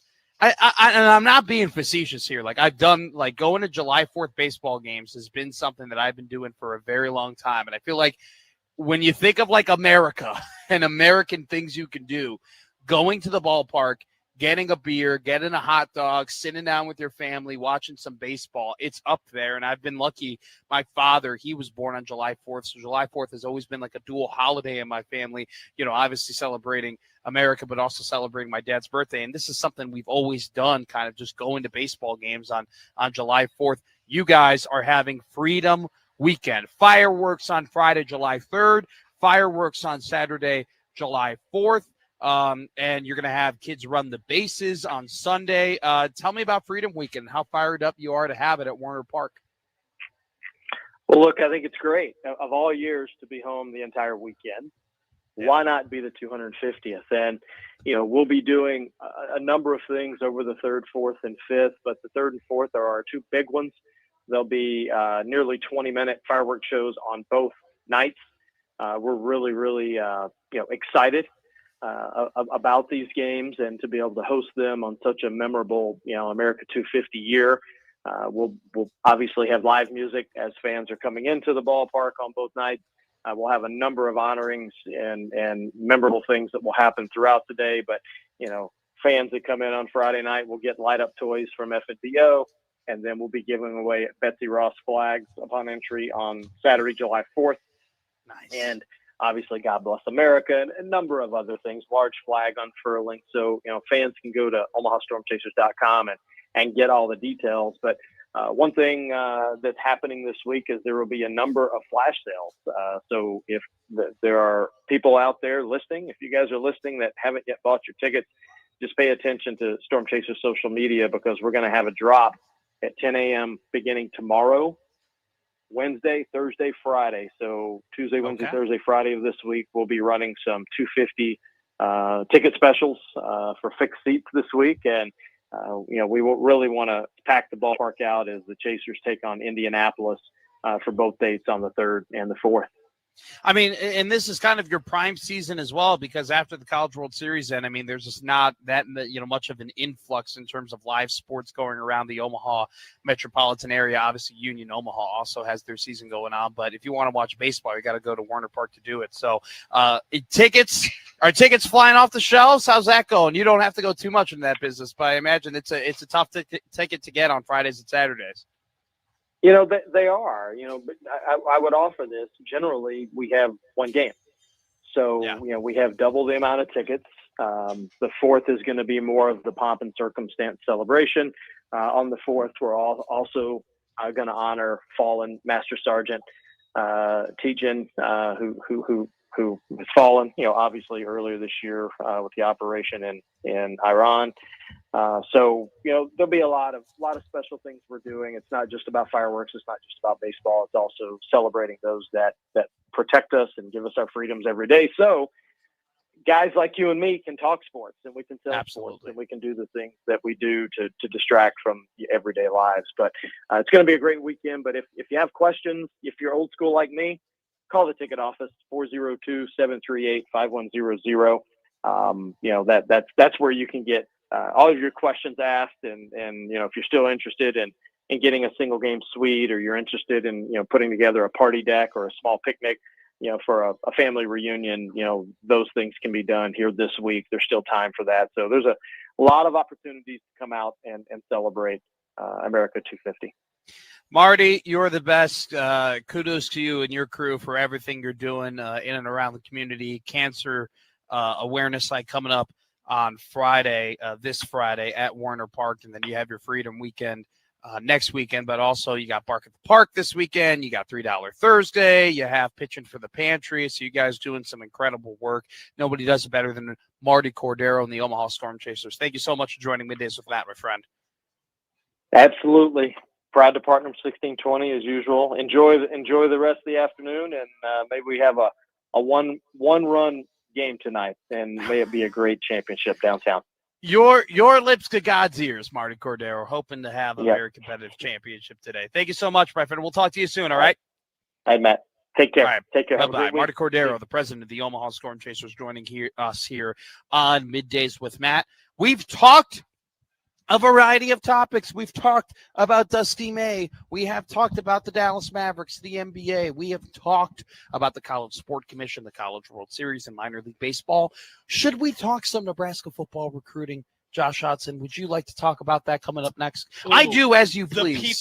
The people would like us to talk about that, so we will talk about it. Would I like to talk about it? Not really, but I give the people what they want. Nebraska swung and hit a single today that turned into a fielder's choice double is probably the best way of putting it. And they did strike out when it came to an offensive lineman who committed to an SEC school. We'll talk about that coming up next here on Middays with Matt.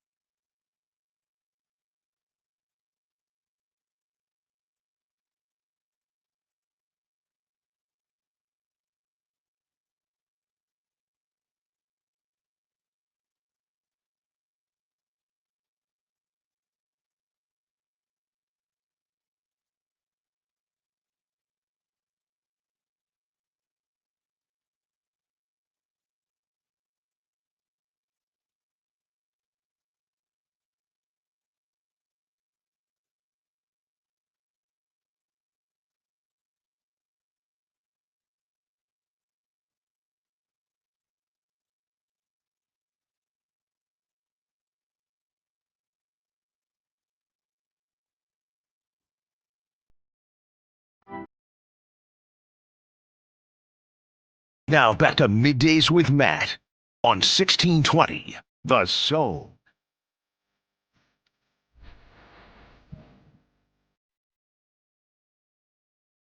Got a couple more things to talk about here on Middays with Matt. We've talked plenty over the last couple of hours.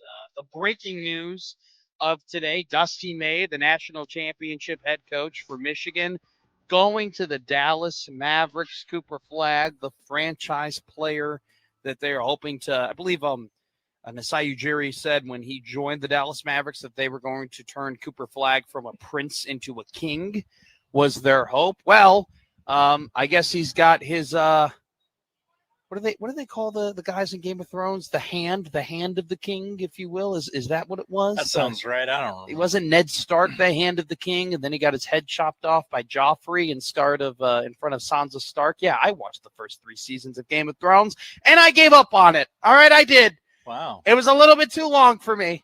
All right, Matt McMicro, some might call me.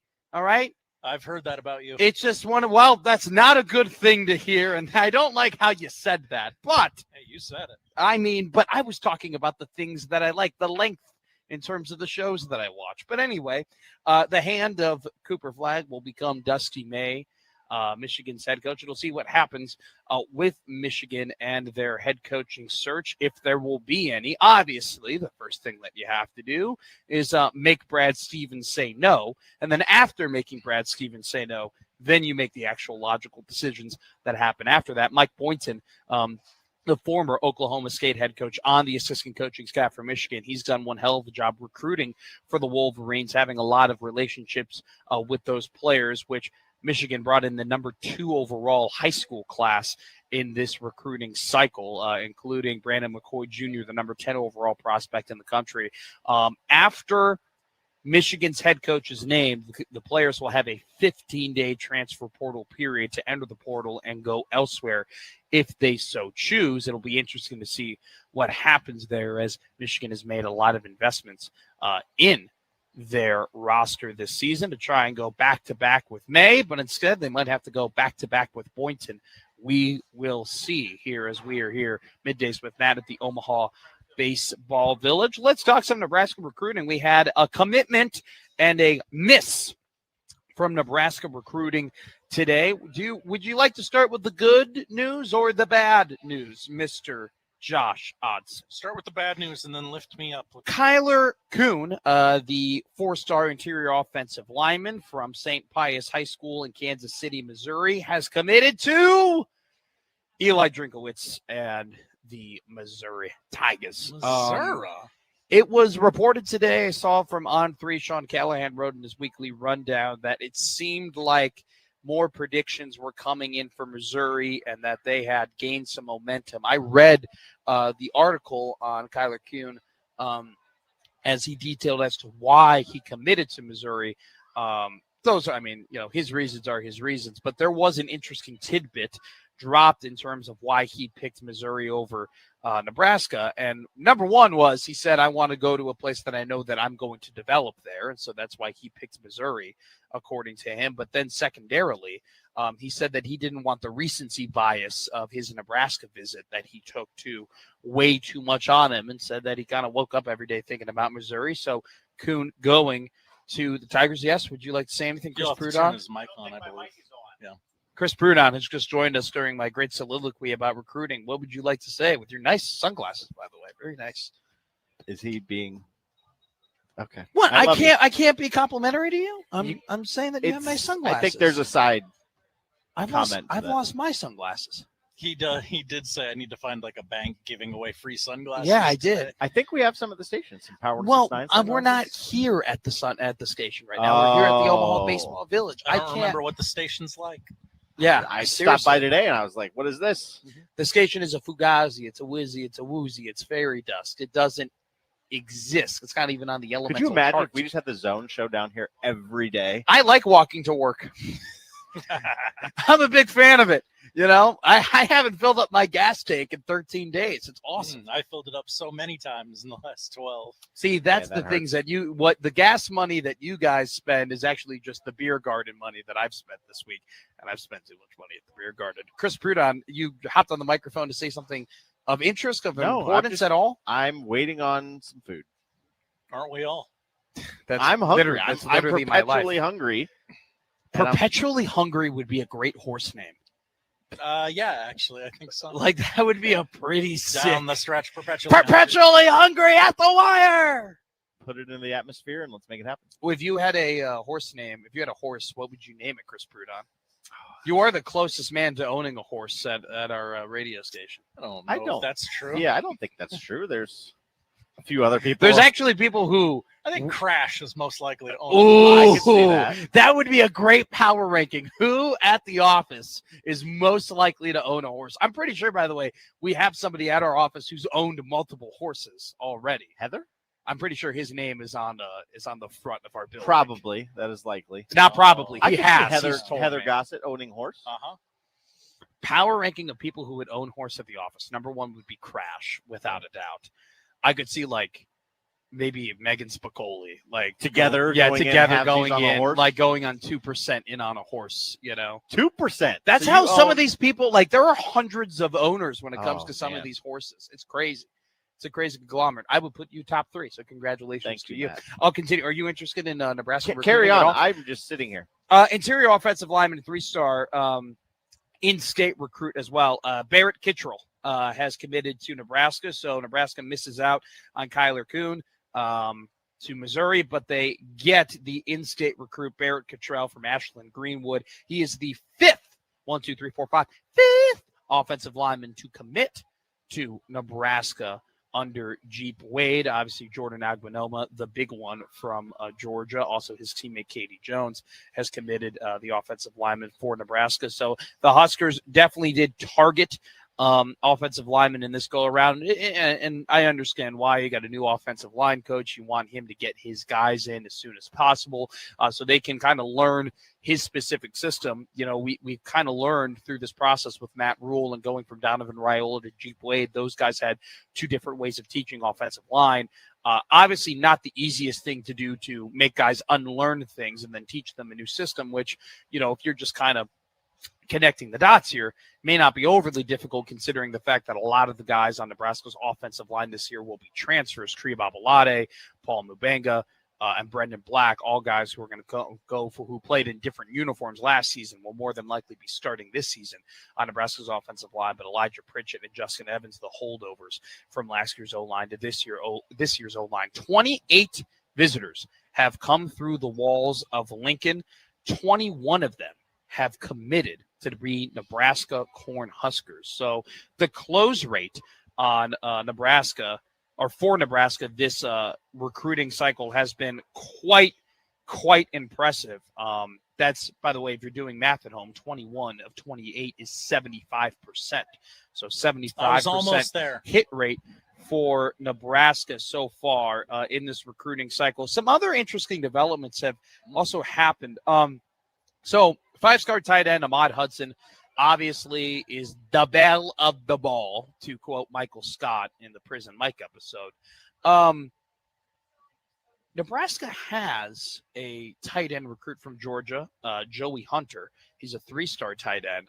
And they were going to bring in another tight end from Las Vegas, from the very famous Bishop Gorman High School. Has produced stud after stud in college football. Seeger Milholland. If you remember, Josh Hodson, we talked to Brian Christopherson about Seeger, and does his visit at all affect the process, or maybe even just kind of math you have to do with Ahmad Hudson potentially flipping his commitment from LSU to Nebraska? This is an interesting development that I did not know about until I read it this morning from Sean Callahan on Husker Online. Nebraska also canceled the visit of Las Vegas Bishop Gorman tight end Seeger Milholland this weekend, which tells you they are holding another tight end spot, possibly for good reason. Ahmad Hudson was visiting LSU. He was in Baton Rouge over the weekend, reportedly also in the same article written by Sean. It was a visit that was more so focused on basketball, and so meeting with Will Wade and his basketball program. It's very much out there at this point that Ahmad Hudson wants to be a dual sport athlete when it comes to football and basketball. I think it's going to be incredibly difficult to see for for Ahmad Hudson to play both basketball and football. If he were to commit to Nebraska hypothetically and play basketball, you would have to think that he would be more so of a bench piece for Nebraska basketball and a superstar for Nebraska football. One of the last guys I can remember playing both basketball and football in the Big Ten was Keon Coleman. He played wide receiver for Michigan State before he actually transferred to Florida State and was drafted by the Buffalo Bills. He played basketball as well for Tom Izzo and the Spartans. He didn't have too much of a production. But that's the last guy that I really remember who did both basketball and football in the Big Ten. So we'll see what happens with Hudson and his recruitment. A very interesting development. There's also a very interesting article that was released about Kenny Minchey. Do you remember Kenny Minchey, Josh Otson? The Minchey Man. Is that what you and Happer nicknamed him I before think so. That would have been a good one. Kentucky? Yeah, Kentucky. Kentucky is where he went. I don't know who I'd be more excited about, Calandria or Minchey. Ooh. Oh, Ooh. Who would you be more excited about, Minchey or Calandria? I think South Park did an episode about this one election year where they had two choices and they didn't care for either. Minchey was interesting because, and I made this joke with Gary a lot, like, man, if I was a quarterback prospect who lost a quarterback battle like back in the 2010s and back in the early 2000s, I would be pissed seeing what happened with Kenny Minchey, because that's all this guy has done. He's lost a quarterback battle to C.J. Carr, who's a legitimate Heisman Trophy candidate this season for the Notre Dame Fighting Irish. But Minchey loses a quarterback battle, and reportedly it's very close, and it came down to the wire. And because Minchey nearly beat out a guy who had a very efficient season last year for Notre Dame, and frankly, Notre Dame should have been in the college football playoff just based off of the type of team they were, winning 10 games last season, kicking the crap out of everybody except for the two teams that they barely lost to. Minchey was a guy that was on a lot of people's radar to be the next quarterback for their team. Nebraska, obviously, he was their guy. I mean, it was pretty quickly on in the transfer portal cycle. Nebraska contacted Minchey. The deal was done. You thought he was committed, and then all of a sudden, a couple of days later, he's the Kentucky quarterback. Now, here's what happened. Kentucky was slated to get Sam Leavitt. I mean, that was their guy. That was the dude that they were going to get. And Sam Leavitt, obviously the former quarterback from Arizona State, the former Michigan State quarterback as well. When Leavitt actually first transferred from Michigan State to Arizona State, he was very much on the radar for Nebraska. If I'm not mistaken, someone might have to correct me here. Leavitt might have taken a visit to Lincoln at one point, but do remember that the Huskers were very interested in Leavitt. Obviously Dillon comes to Nebraska. Leavitt then goes to Arizona State, is very successful. It looks like he's going to Kentucky. He doesn't go to Kentucky. Instead, Lane Kiffin, after Kiffin tried getting DeMond Williams but failed, goes and gets Sam Leavitt. He steals him from the Wildcats. So what do the Wildcats do? They steal him from Nebraska. And they say, no, Kenny, don't go to Lincoln.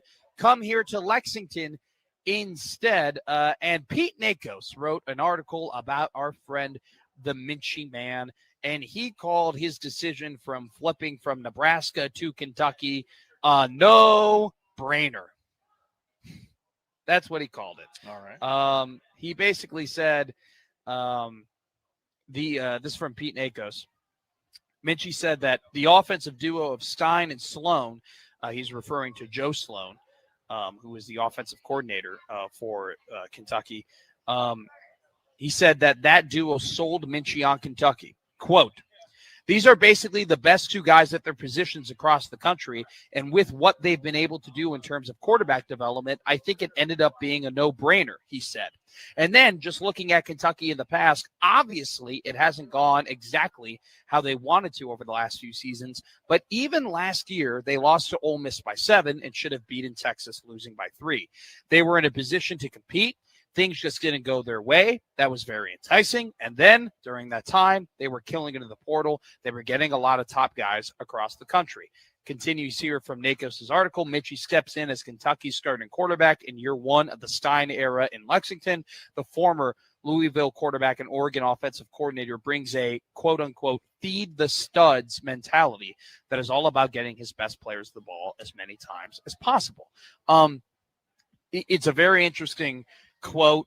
Him, Sloan and Stein's pedigree when it comes to developing the quarterback position. You obviously have to look at what Oregon has become from a quarterback factory, if we're being honest. Dylan Gabriel gets drafted by the Cleveland Browns, but also Bo Nix going from Auburn to Oregon, getting drafted by the Denver Broncos, and one of the more promising quarterbacks in the NFL. And I'm telling you right now, Dante Moore would have competed with Fernando Mendoza to be the number one overall pick in this year's draft. And if Moore were in the draft, things would be very different in terms of how the order went, because the New York Jets probably would have taken Dante Moore as their quarterback of the future, opposed to taking David Bailey Jr., the defensive end out of Texas Tech. And so, I think for Minchie, it makes a ton of sense. You look at a guy like Stein and Sloan and say, all right, look at their pelts on the wall and what they've been able to, by the way, too, Nix was a transfer quarterback.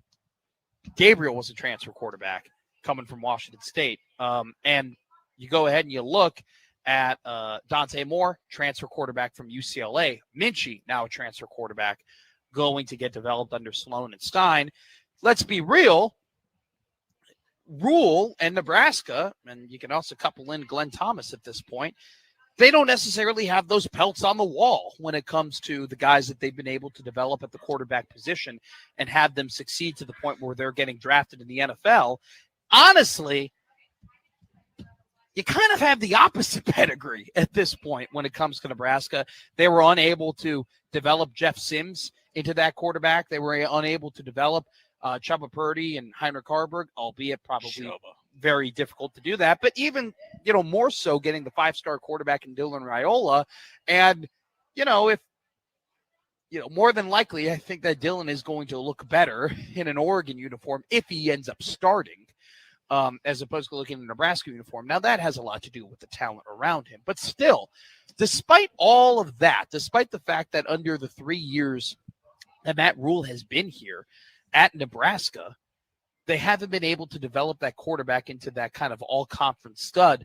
At the same time, though, Josh, it hasn't stopped them from getting top prospects, which is honestly makes this entire thing more impressive. The fact that Rule can't necessarily point to Sims and Harburg or Raiola and say, hey, look at that guy. Look at what we turned him into. Look where he was when he started as a quarterback to where he finished. He got so much better under us. He's not able to do that with those prospects. And yet he's still able to tell TJ Lateef, 4-star quarterback, come here. He's still able to get Danny Kaelin, who left his team already once, to come back as a 4-star prospect after playing legitimate Power 5 football in Virginia. He's still able to get DK back and say, hey, potentially come play for me in the future. He's still able to get Anthony Calandria, the Mountain West quarterback of the year last year, to come and commit to be a transfer portal guy for him. And then on top of that, the most impressive prospect that he's gotten more than anybody at his tenure at Nebraska is Trey Taylor, a guy that didn't have legacy connections at Nebraska, a guy that he had to get on, win the ground floor with, build that relationship. And now Taylor, on the way to becoming the consensus number one quarterback in the country, he was able to get that guy, despite the fact not having pelts on the wall, and say, hey, be the quarterback of the future. Matt Rule's, at this point, his history over the last 6 years when it comes to quarterbacks and their play, and that's even dipping into the NFL in terms of the fact that he had Sam Darnold on his roster. Darnold became one hell of a better quarterback in Minnesota and in Seattle than he did in Carolina. He had Baker Mayfield on his roster. Mayfield ended up becoming a lot better in Tampa Bay under Dave Canales and Liam Cohen, as opposed to when he was there with Rule, right? You even go into the NFL areas, he hasn't had the best reputation in terms of developing quarterbacks and getting them to the next level. But I'll tell you this, has not stopped them from getting top gunslingers to commit to them in Lincoln. At some point, though, somebody's going to have to hit. At some point, one of these quarterbacks has to come through, because I mean, the more and more you fail, the more and more it'll become difficult to convince these young guys that you can develop into the QB that they can be. Alrighty.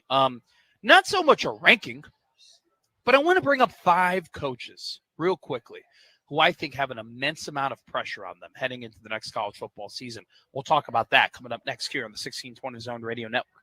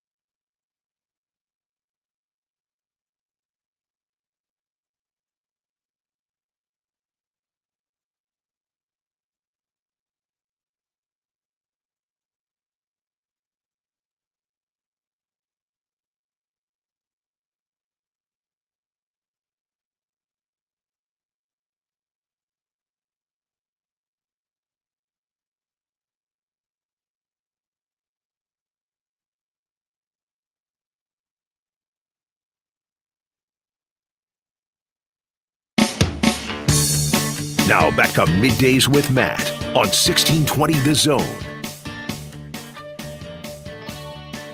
Real quick, before we talk about some coaches that have some pressure, Jeff Goodman of the field of 68, which I know my friend Jacob Bigelow just got mad that I'm going to quote him now, but They got to change their name. That's not their. It's well, you know, you don't have to change your name if it's the Big Ten. They don't have 10 teams anymore. I guess that's true. Jeff Goodman tweets out, a source close to Dusty May says there are two main reasons as to why he left Michigan for the NBA: the state of college basketball and not knowing what it's going to look like tomorrow, in a month, or in 5 years, and the organization and chance to coach with Cooper Flagg. Obviously, Masai Ujiri being the president of the Dallas Mavericks, and then having Cooper Flagg, a future franchise star, definitely intriguing when it comes to making a jump to an NBA franchise. All right, 5 coaches who I think have a lot of pressure heading in to next season. Now, this isn't necessarily a hot seat ranking, okay? I'm not telling you who's on the hot seat. I'm more so telling you that these guys have a lot of pressure on them. Some of them might turn into hot seats. Some of them might not, okay? And you'll see what I'm talking about here. Number one, though, not number one, the first, this isn't put in order, all right? I'm just going to go with 5 coaches. One guy who I think has a lot of pressure on him this year is Mike Locksley, Maryland's football head coach. Yeah. 14 guys returning for Maryland this season. 6 of them on the offensive end, which include their quarterback, Malik Washington, who was a very impressive true freshman QB last year. And 8, you heard that right, 8 guys in the defensive end returning for Maryland. That is the second most behind one team whose coach is also on this pressure list. Locksley also, too, they've put a lot of money, Maryland has, into getting some of the best guys in the DMV area to stay in the DMV area. Zion Ely is that top guy from the class of 2026, 5-star prospect, number 10 overall prospect in the country, an edge from St. Francis Academy, staying in Maryland. They've put some money in these recruiting classes the last couple of years. Maryland was 25th, according to 24/7 in high school recruiting last year. Returning a lot of production, has talent behind that. It'll be interesting. You know, this is a pretty big year for Locksley in terms of the fact that Maryland, outside of August and September, has been terrible, and they have only won 2 Big Ten games the last 2 seasons. I think Locksley's under some pressure, could turn into a hot seat or a firing if things don't go their way. Next guy, pretty easy for me, Lincoln Riley. And this is a guy where, careful. There might be Sooner fans. If USC really falls apart this year, we might be having that conversation for a couple of reasons. Number one, I told you that Maryland has the second most returning starters from last year. USC's got number 1. They have 15 returning starters from last season to this season, including their very promising quarterback, Jada Maeva. Lincoln Riley, in 5 seasons at Oklahoma, lost 10 games. He lost 10 games in 5 seasons. Incredible. Average every single year at Oklahoma, they only lost 2 games. His last 2 seasons at USC, he's lost 10 games in total. Has not won double-digit games in the University of Southern California since his first year in 2022, where he went 11-3. It just, frankly, has not been what you thought it would be at USC for Lincoln Riley, especially when they poached him from Oklahoma. But another thing to consider here, too, this 2026 USC recruiting class was by far the best class of 2026. They were 7 points higher than Alabama in terms of their recruiting rankings. 35 total commits, 19 4-star prospects. 19 of their prospects that committed were in ESPN's top 300 recruits. USC's got to win this year. I mean, they've put a lot of money into this roster. They have a lot of guys coming back from last year, and especially in key spots, especially at that quarterback position. I know we got to move here, but got rid of the Notre Dame game. There's going to be pressure on him. $1,000,000%. $1,000,000%. They got to do well in the Big Ten. Steve Sarkisian, next guy on my list real quick, in terms of top 5 coaches who have a lot of pressure on them. Good call. It stems from the same thing. Top recruiting class in 2025. I looked at a mock draft today. They had 5 first-round draft picks, and it stems from obviously putting the amount of money they have in Arch Manning, their quarterback, who came on toward the end of last year. They were the number 1 ranked team in the country, Josh Hodson, heading into last season, and they did not live up to that billing, did not make the college football playoff. But on top of that, spent a lot of money to get Cam Coleman, wide receiver from Auburn, who is going to pair up nicely with Arch Manning if they live up to their potential. I've said this, him and the next coach here, Dan Lanning, also a ton of pressure on him for the same reasons. Top recruiting classes, top quarterbacks coming back, have invested a ton in the transfer portal. This is the time for them to hit. This is the time for them to strike when the iron's hot. Oregon, 14 returning starters from last season to this season. We'll save one more coach. I'll bring him up quickly in the next segment because we got to hit a break here. But big turning point seasons for Dan Lanning and Steve Sarkisian. Two of my better storylines heading into this college football playoff or college football season. We got about 40 minutes left here on Middays with Matt on 1620 Zone Radio Network.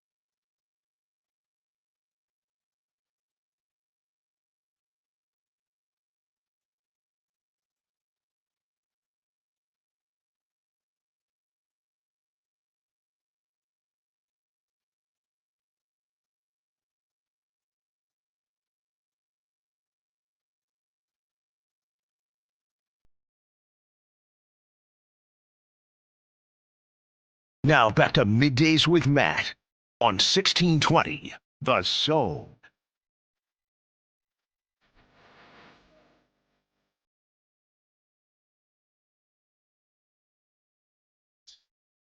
It is Matt here on the 1620 Zone Radio Network. Matt Master, Josh Odson here at the Omaha Baseball Village. Jazz a little bit quiet right now. I mean, the game isn't until 7 o'clock tonight. 6 o'clock tonight, sorry. I will be here until 5:40. You will be here until 5:40. We'll be broadcasting with USC. Very much looking forward to that. So game's not until 6 o'clock, so it's a little bit calm right now at the Omaha Baseball Village, but as time rolls along, more vendors will be coming here, setting up shop. We've seen some vendors, they've already packed up, they're leaving, but plenty of still great places that we have gallivanted around here at the Omaha Baseball Village that is Good still deals open. to be had today. Waiting for you to haggle, or maybe not to haggle. Depends on what tent you go to try and get a great deal here at the Omaha Baseball Village. Also, we got some great deals at 1620thezone.com. You can sign up to win the following contest. Post Malone sweepstakes, the Black Keys on July 20th. The Young Giant will be here on August 3rd. Chris Stapleton will be at Pinnacle Bank Arena on October 7th. Motionless in White at the CHI Health Center on November 11th. And Bert Kreischer back in the Metro this fall on December 6th at the Mid-America Center. Go to 1620thezone.com for a chance to go ahead and enter in those contests and win your ways to those incredible concerts. And we also want to remind you to enter online at the 1620 Zone road trip, and you could win 4 tickets to the KC Royals versus Detroit Tigers August 23rd inside the Blue Moon Tap Room, and free parking passes along with 4 passes to Adventureland, $150 to Early Bird, 10 Wally's for a year, and $100 Hy-Vee gift card. Heck of a sweepstakes you can enter at 1620thezone.com. We went through 4 coaches who were under an immense amount of pressure heading into the college football season last segment. Mike Locksley, Maryland's head coach, 14 returning starters for the Maryland Terrapins, second most in the country, along with some very highly talented prospects from high school joining his squad this season, along with Malik Washington, his sophomore quarterback who had a good year last year. Locksley, who has led the Terrapins to a very underwhelming Big Ten record over the last 2 seasons. Big year for him coming up, along with Steve Sarkisian and Dan Lanning, both those coaches having a ton of money put into their recruiting classes and transfer portal classes, along with potentially the number 1 and number 2 overall picks in this upcoming 2027 NFL draft with Dante Moore and Arch Manning on their rosters. Texas, in the last mock draft that I saw this morning, had 5 first-round picks projected. So big expectations for the team that was ranked number 1 overall in the preseason, the Texas Longhorns, and didn't make the college football playoff. Sark and Lanning both under a pretty big amount of pressure. I would argue, though, maybe Lincoln Riley under the most pressure amongst those 4 with USC. Hasn't had a double-digit winning season. Riley has in Southern California since his first year in 2022, where his squad won 11 games. They've lost 10 games total in the last 2 seasons. Riley only lost 10 games his entirety of the 5 years he was at Oklahoma. They've also put a ton of money into their recruiting class. The class of 2026 for USC, 35 commits. 19 of them were in ESPN's top 300 recruits. Final coach under a lot of pressure. Whether it's fair or not, and it's probably more unfair than it is fair, Kalen DeBoer. Like, until Alabama makes it to a national championship, that guy is going to be under the microscope. You joked about in terms of being the jersey patches that could be coming for sponsorships on Nebraska's new jerseys that they unveiled a couple of days ago. You said that it might be better to be the second sponsor in terms of the advertisements. I would argue it would be much better to be the second head coach for Alabama after Nick Saban and the unrealistic expectations that fan base has out there in Tuscaloosa, Alabama, which the unrealistic expectation is I'm going to go to the national championship every single year and be the best team in the country. It just seems like with the parity and how, I would say the increase of parity, that is becoming way less and less likely to happen because you can't stockpile talent and everybody can't stop talking about that in college football. So those are your 5 coaches under a tremendous amount of pressure. One entity that might be under more pressure than those 5 head coaches is the College Sport Commission. The CSC, headed by Brian Seeley, the president of the College Sport Commission. The CSC is obviously in charge of the clearinghouse NIL Go, which is supposed to see over to have the overview to clear and accept NIL deals. When the House settlement was signed, and it was allowed for college athletic departments to disperse up to $20 million to their athletes. When that was allowed, NIL had to go through a clearinghouse to stop deals over $600 that would be given by third-party NIL donors from happening. And so the clearinghouse was made. And this article written by Ralph Russo of The Athletic is telling us that it's not going the way they hoped. Oh, no. That the College Sport Commission thought that this deal would be signed and they would have the power to accept these deals and put them through and not put them through. And Brian Seeley has explained to Ralph Russo that as opposed to putting deals through and denying deals and accepting deals and saying those are approved, instead of doing that, they're more so interpreting the rules more than anything. And they did not anticipate that to happen. Russo basically writes here, it's a very interesting article that Ralph writes because it's one of those things where he's alluding to you and telling you people aren't following the rules and people are trying to get around the CSC instead of complying with the CSC. But at no point does Ralph really tell you who specifically is doing that. And as well, like, he's not telling you how they're doing that. He's just basically explaining to you that, you know, they assume that the CSC would provide something when it was accepted and when it was put into action, and it's not providing that. Here's a quote from Oklahoma's athletic director, Roger Denny. Denny said, quote, "We can't rely on the CSC to provide all the stability in college sports." Denny continues, "We have to be willing to be governed, and so the CSC can go only so far on their own." He might be walking around the village. We could probably right talk now. to Roger at some point if we want to. Seeley kind of explained that they're doing more interpreting than they are doing actually enforcing. And it's one of those instances where, you know, they're just, people are not.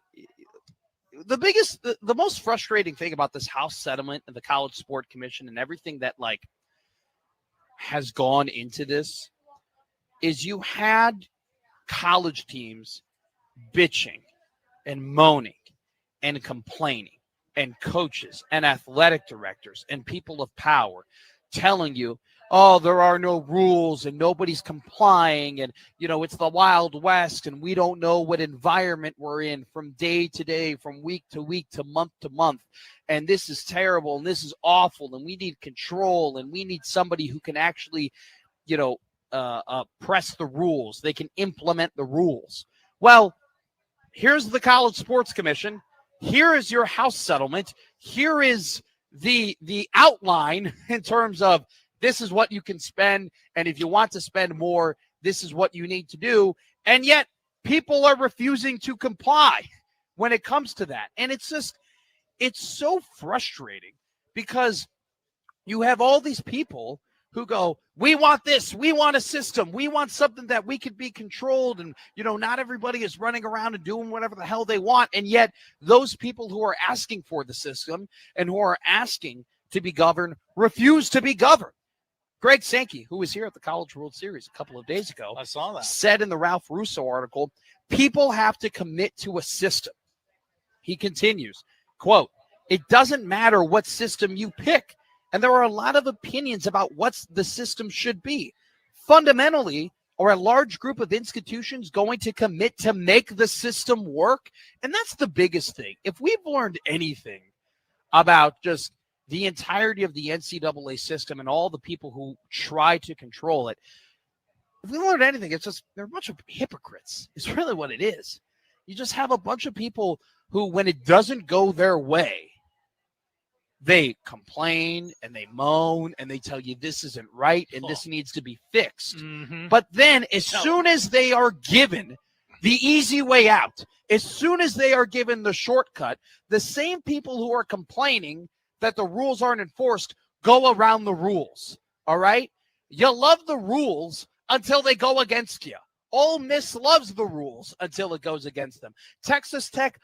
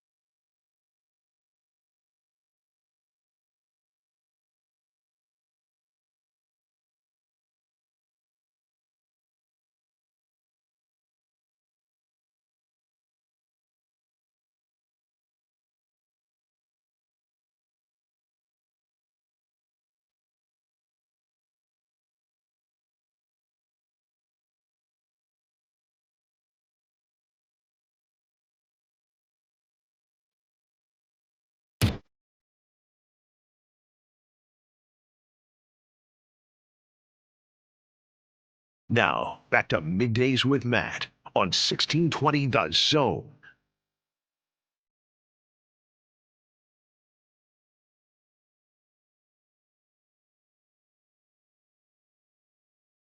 We are live here at the Omaha Baseball Village, Matt McMaster and Josh Odson. But even though we are not in the 50th and Dodge Studios in the Big O, we still will abide by our great interviews that we have weekly, which include from Husker Online and On 3, Mr. Robin Washut. Robin, how are you? Genuinely, how are you doing? Significantly better than I was a week ago, I'll just tell you that much. Yeah, well, I'm pretty sure you did detail it on the afternoon show, but would you like to? You missed our interview last week. Is everything okay? Just we're all good, right? Yeah. Long story short, had a emergency appendectomy basically last Sunday night into last Monday morning, and it was quite an adventure there leading up to it, but anymore, that procedure is so routine now. I was in and off the operating table in less than a half hour, and the recovery went about as perfect as could be. And so I was out of there in, total of like 12 hours. And then it was just kind of sitting around and not doing much of anything to let everything heal up. But we're about a week removed now, and things are about as close to normal as can get. So, there's always an adventure this time of year. And so I got some good stories to tell out of it. Well, did I see on Twitter did you have to drive 8 hours on this thing? Yeah. So it started really bothering me on the last day of our vacation. So that Saturday night, and then just kind of kept me up all the night before. And I just thought it was like bad indigestion or ate something weird, and that it would eventually go away. And over the course of that drive from Estes Park to Lincoln, it just got progressively worse and worse and worse by the hour. And there's such things as just like a real man up moment. That was one of those where I wasn't going to stop in some nowhere town, Nebraska to go get checked out. I was going to power through, and it was a grind in every sense of the word. But I'm certainly glad I made it, given what was actually going on there. Incredible stuff. Toughing it out, indeed. You're an absolute animal. Jeez, Robin Washut, thank you so much for joining us here on Middays with Matt. Let's talk about some recruiting here. Let's get back into the normalcy of everything through what you've been through, and let's talk some Nebraska basketball. Ahmad Hudson, he went to Baton Rouge over the weekend. He visited with Will Wade once again. It was detailed by Sean today this morning on your great website, Husker Online, that that visit to LSU for Ahmad Hudson was more basketball-based than anything. Just in your opinion, because you're such an interesting perspective from it, covering both football and basketball, like if you were to percent it out, 50% to 50% or 60 to 40 or 70 to 30, how much of the, is that kind of 100% split in terms of the importance from basketball to football for Ahmad Hudson, in your opinion? In the end, he's a football recruit that wants to play basketball, and wherever he goes, it will be football first. Football's going to be the one that pays for him. They're going to be the one that, spend the majority of the time with him, and that will be his priority. But the kind of next factor is not just the opportunity to move over to basketball once football's done, but also, once you do that, actually have a chance at playing and playing in a system that might give you the best opportunity to hit the ground running in a situation where you're going to have to do a lot of catch up. So, I will say that basketball for Nebraska has, done their part in, trying to make sure that Ahmad knows that, those basketball opportunities are going to be there for him. They've scouted him several times, even since his LSU commitment. He was one of their first stops in the first live period back in May. They watched him in the NBA Top 100 camp earlier this month. And so, the staff has been active and stayed in communication with him when he was on his visit. Part of that visit was meeting with Fred Hoiberg and just kind of having another reconnect with the basketball side of things. So, basketball is very much willing to do what they can to, potentially help Nebraska flip a Maude Hudson, but then also, try to do what they can to incorporate him into their plans if he were to do so and become a Husker. That, they're trying to figure out how they can utilize a player of his talents. I just have my doubts with that, just given the nature of what he's trying to do at this level, from a basketball standpoint. Like, you're going to miss pretty much all of your off season. You're going to miss, the non-conference play, your preseason play, and all of the on-court chemistry stuff that is so critical that time of year. He's just not going to be around for. And to expect a freshman to come in mid-season at the start of Big Ten play and suddenly be this, fixture in the rotation, there's just not much precedent at all of anyone doing that. You're talking about guys like Keon Coleman and Drake London, who, are first, second round NFL draft picks that barely even saw the floor in basketball when they tried to play both at this level. So, it's not saying it can't be done and that he can't be a factor. I just think it's going to be really, really hard. But, at least basketball is saying, hey, you know what? Football really wants this guy. He's a top 25 level basketball talent. No brainer. We have the roster space to take him. So, they're going to do their part and help out any way they can to, potentially make this flip a reality. Let's talk a little bit more of high school recruiting here. It came across my Liquid Trucking Zone Twitter feed here at Matt McMedia, if you ever want to tweet at me. Nebraska is in contention for a 4-star power forward, Robin Dawson Beatty. I got to ask you, you look at Colin Rice, the 4-star recruit. You look at Jacob Lanier, the 4-star recruit. I'm looking here at some recruiting sites at Ty Schlegel's a 4-star recruit for the class of 2027 for Nebraska basketball. I mean, do you find that Coach Hoiberg, with the momentum that they've built and the success that they had last year, 28 wins, that they're more willing now to take some bigger swings when it comes to high school recruiting? Because, outside of Bryce McGowan, who was obviously the 5-star prospect who got drafted in the second round by the Charlotte Hornets, there was a downtick in terms of quality of prospect after McGowan's. You see now that after the success, they're more willing to take some bigger swings at some prospects after bringing in 2 4-stars like Lanier and Rice? To an extent, but they're not going to overcommit to a high school kid. That's just bad business these days. Unless you're talking about a lottery pick, a one and done, like a no-brainer, surefire NBA guy, then I don't know if that's a smart investment, just because, like, in the win now world that college basketball has become and the already kind of limited resources you have, you got to get guys that what you're buying. Spending a bunch of money on potential is a really risky proposition now. And they're going to try to get, obviously, high-level high school kids. But if it comes to getting in bidding wars, Nebraska is not going to play that game with high school kids. And they didn't have to play it with Colin Rice.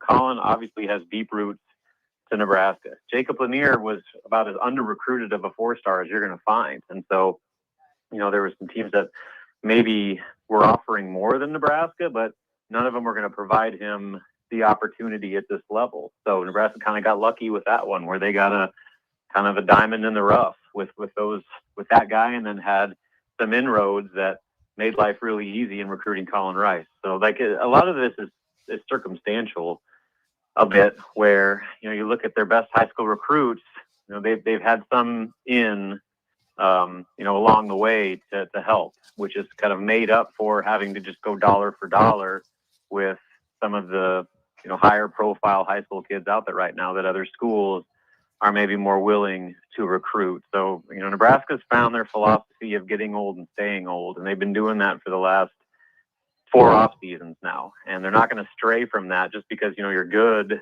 and, maybe you're going to get a better reception on the high school recruiting front. They're going to stick to their guns and not overspend on high school players and hoping that they can make that jump to the next level. They're going to continue to prioritize, one, roster retention and guys that they know exactly what they have, and then also more proven commodities through the portal with the multi-year transfers and one-year guys. And then if you can get 2 to 3 high school kids per class, just depending on what the numbers are, then that's kind of an ideal formula that they've been using and will continue to stick with. How big of a sigh of relief was made across the Big Ten when coaches and players saw that Dusty May is no longer going to be the Wolverines head coach? I mean, how big of a deal is that? I mean, massive. Defending national champ that, with Michigan, you get a coach of that caliber with those resources. I mean, that's how you win a national championship in 1 year. Like, it's a big deal, but, it's still Michigan. It's still one of the better jobs in the country. And, I know they're going to go the interim route and stay in-house for this year, just considering the timing. But when they kind of reevaluate that next off season, I mean, they could almost have their pick. I mean, you pick a huge name on the coaching scene. I mean, Michigan's going to have a chance at them. So they got rid of Dusty May, but, it's not saying that somebody else can't pick up and keep that thing rolling the way that it has been, just considering the level of investment that Michigan athletics has. They're always going to be good. They're always going to be able to get the top players, and that will always be a job now, especially in this new modern world of college basketball, where they're going to have a chance regardless who their coach is. But that being said, Dusty maximized that opportunity probably as well as anybody possibly could last year. And there will be a void. There's going to be a ripple effect there, just because of as short as his time was in Ann Arbor. That's about as impactful of a stint as you're going to have, and he will still have big shoes to fill for them up there. I think it's a fair question to be asked here, because this is the first time in 7 years that we are going to have a college coach go right to the NBA. Funny enough, it was Jim Beeline who went from Michigan to Cleveland. He only lasted less than one season with Cleveland. Do you think now that you have some really good coaches in college basketball, that there have been some rumors about Todd Golden maybe going to the NBA? There were some rumors about maybe John Shire going to the NBA. And Jeff Goodman reported that sources close to Dusty May kind of revealed that part of the reason he went to the NBA was because it's just the turmoil that's going on in college sports right now, and the opportunity that he had to coach Cooper Flagg. Do you think with kind of the system that we're in with college, and the fact that we have some top-notch college head coaches that are getting NBA interest, that this is going to be more of a commonality over the next couple of years, that we're not going to have to wait 7 years to get another college coach going to the NBA? Do you think that's a fair hypothesis to make? Yeah, I mean, I think the big part of it is just coaches that don't want to deal with all the rigmarole that comes with this new era and the amount of attention that has to go to fundraising and trying to get money from your donors. Like, I mean, I'd look at it more like kind of the older guard, like the Bill Selfs of the world, guys that they're trying all they can to stay at this like top of the arms race, and so much of their job now is like hardly even coaching. It's interacting with boosters and trying to get donations and trying to do these business meetings with agents and stuff like that, to where like in the NBA you don't really have to do that as much, or if at all in some cases. So like I think that there will be an appeal there, but at the end of the day, there's only so many jobs in the NBA, and there's still going to be a vast market of elite level coaching in college basketball. But I do think that, maybe especially if, per se, Dusty May goes down there and does really well right away with Dallas, then that becomes maybe a more appealing thing. And, there's been cycles of this. You go back to the mid 90s, there was a run with, Calipari and Pitino and those guys going from college to the pros. But, I mean, like, this is not a new thing. It's just kind of a bit cyclical. So we'll see. I think a lot of it is all individual based. Some guys love college, even with all the headaches involved with it now. Like, there's just something about this game that, that they want to stay there. And oftentimes the money's better. in college, depending on where you at. So it's all kind of circumstantial from program to program, coach to coach, situation to situation. But, I do think that this is kind of unprecedented in the sense that you're talking about a guy that just won a title and had Michigan rolling up there as, one of the powers in all of college basketball, but he didn't want to be a part of it. He got sick of it. Yeah. And that was a big part of him leaving probably an ideal situation in college coaching. So, there's, like I said, there's going to be a ripple effect at Michigan, and there's going to be a ripple effect around college basketball coaching, depending on how this goes for him. If he falls flat on his face in Dallas, maybe people will be a little bit more hesitant to make that jump. But if he thrives, maybe that window of opportunity gets a little bit bigger for both sides. You talk about case to case and coach to coach. And last question here for Robin Washington of Husker Online and On 3. I don't know if you've been keeping up with what's been going on in Michigan State with both their athletic director and president pretty quickly, one after another, leaving that university. And the rumor is because a lot of the kind of politics that is happening around them. Tom Izzo is kind of a part of that old guard that you mentioned, Robin, that, we saw Tony Bennett retire. We saw Jay Wright retire. We've seen these top coaches across college basketball call it quits because they didn't want to deal with it. And now you got a guy like Dusty May, who's not a part of the old guard and somebody who thrived, you could say, in this new era of college basketball, but he leaves. What is it about Izzo, even though he's telling people he's so mad about what's happened at Michigan State? What is it about him for him to be a part of that older era, but yet still wanting to coach and wanting to deal with all this BS that's going on around him?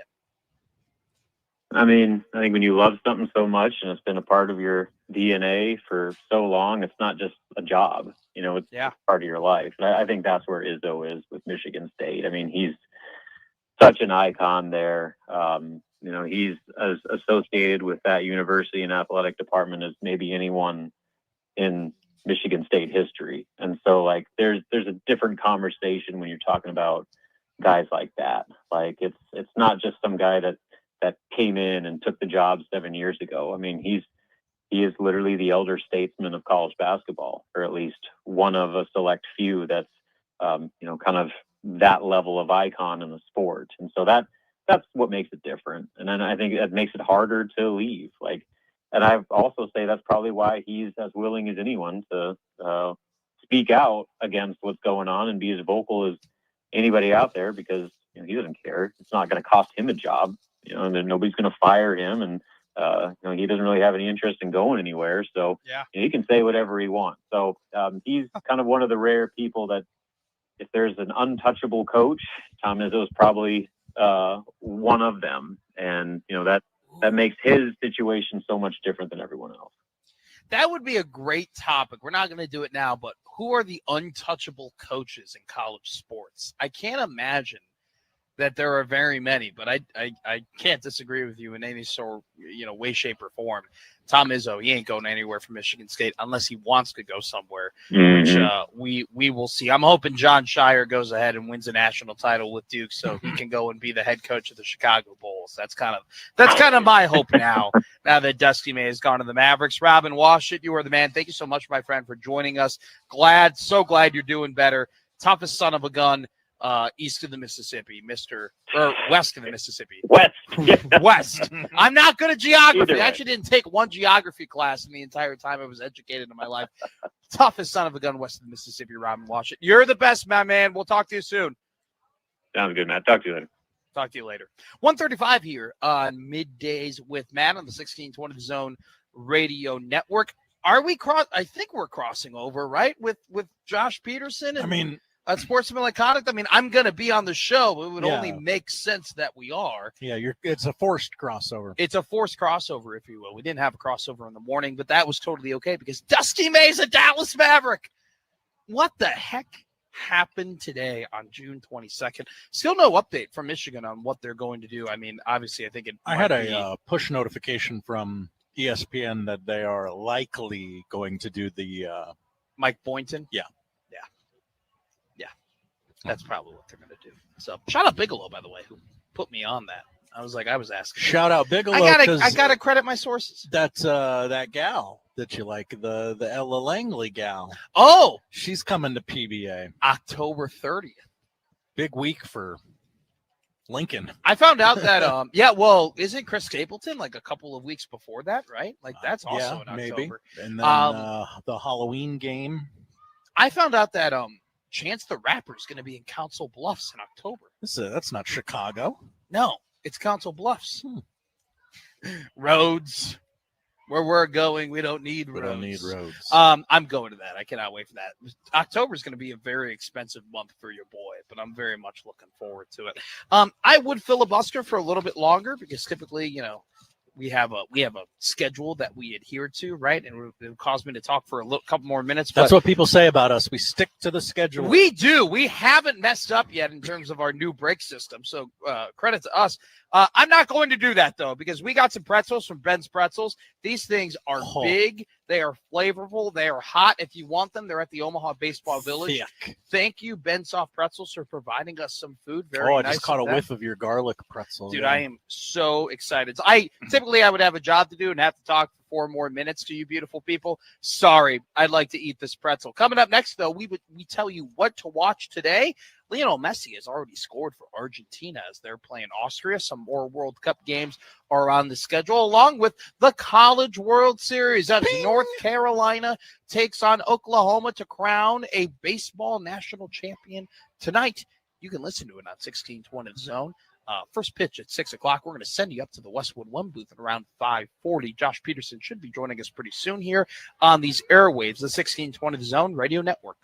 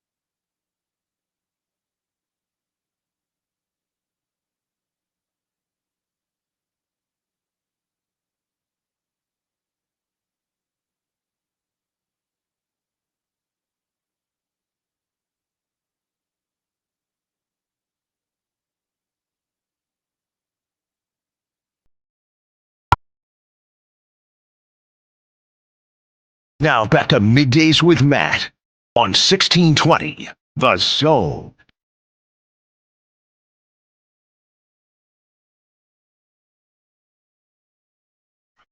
You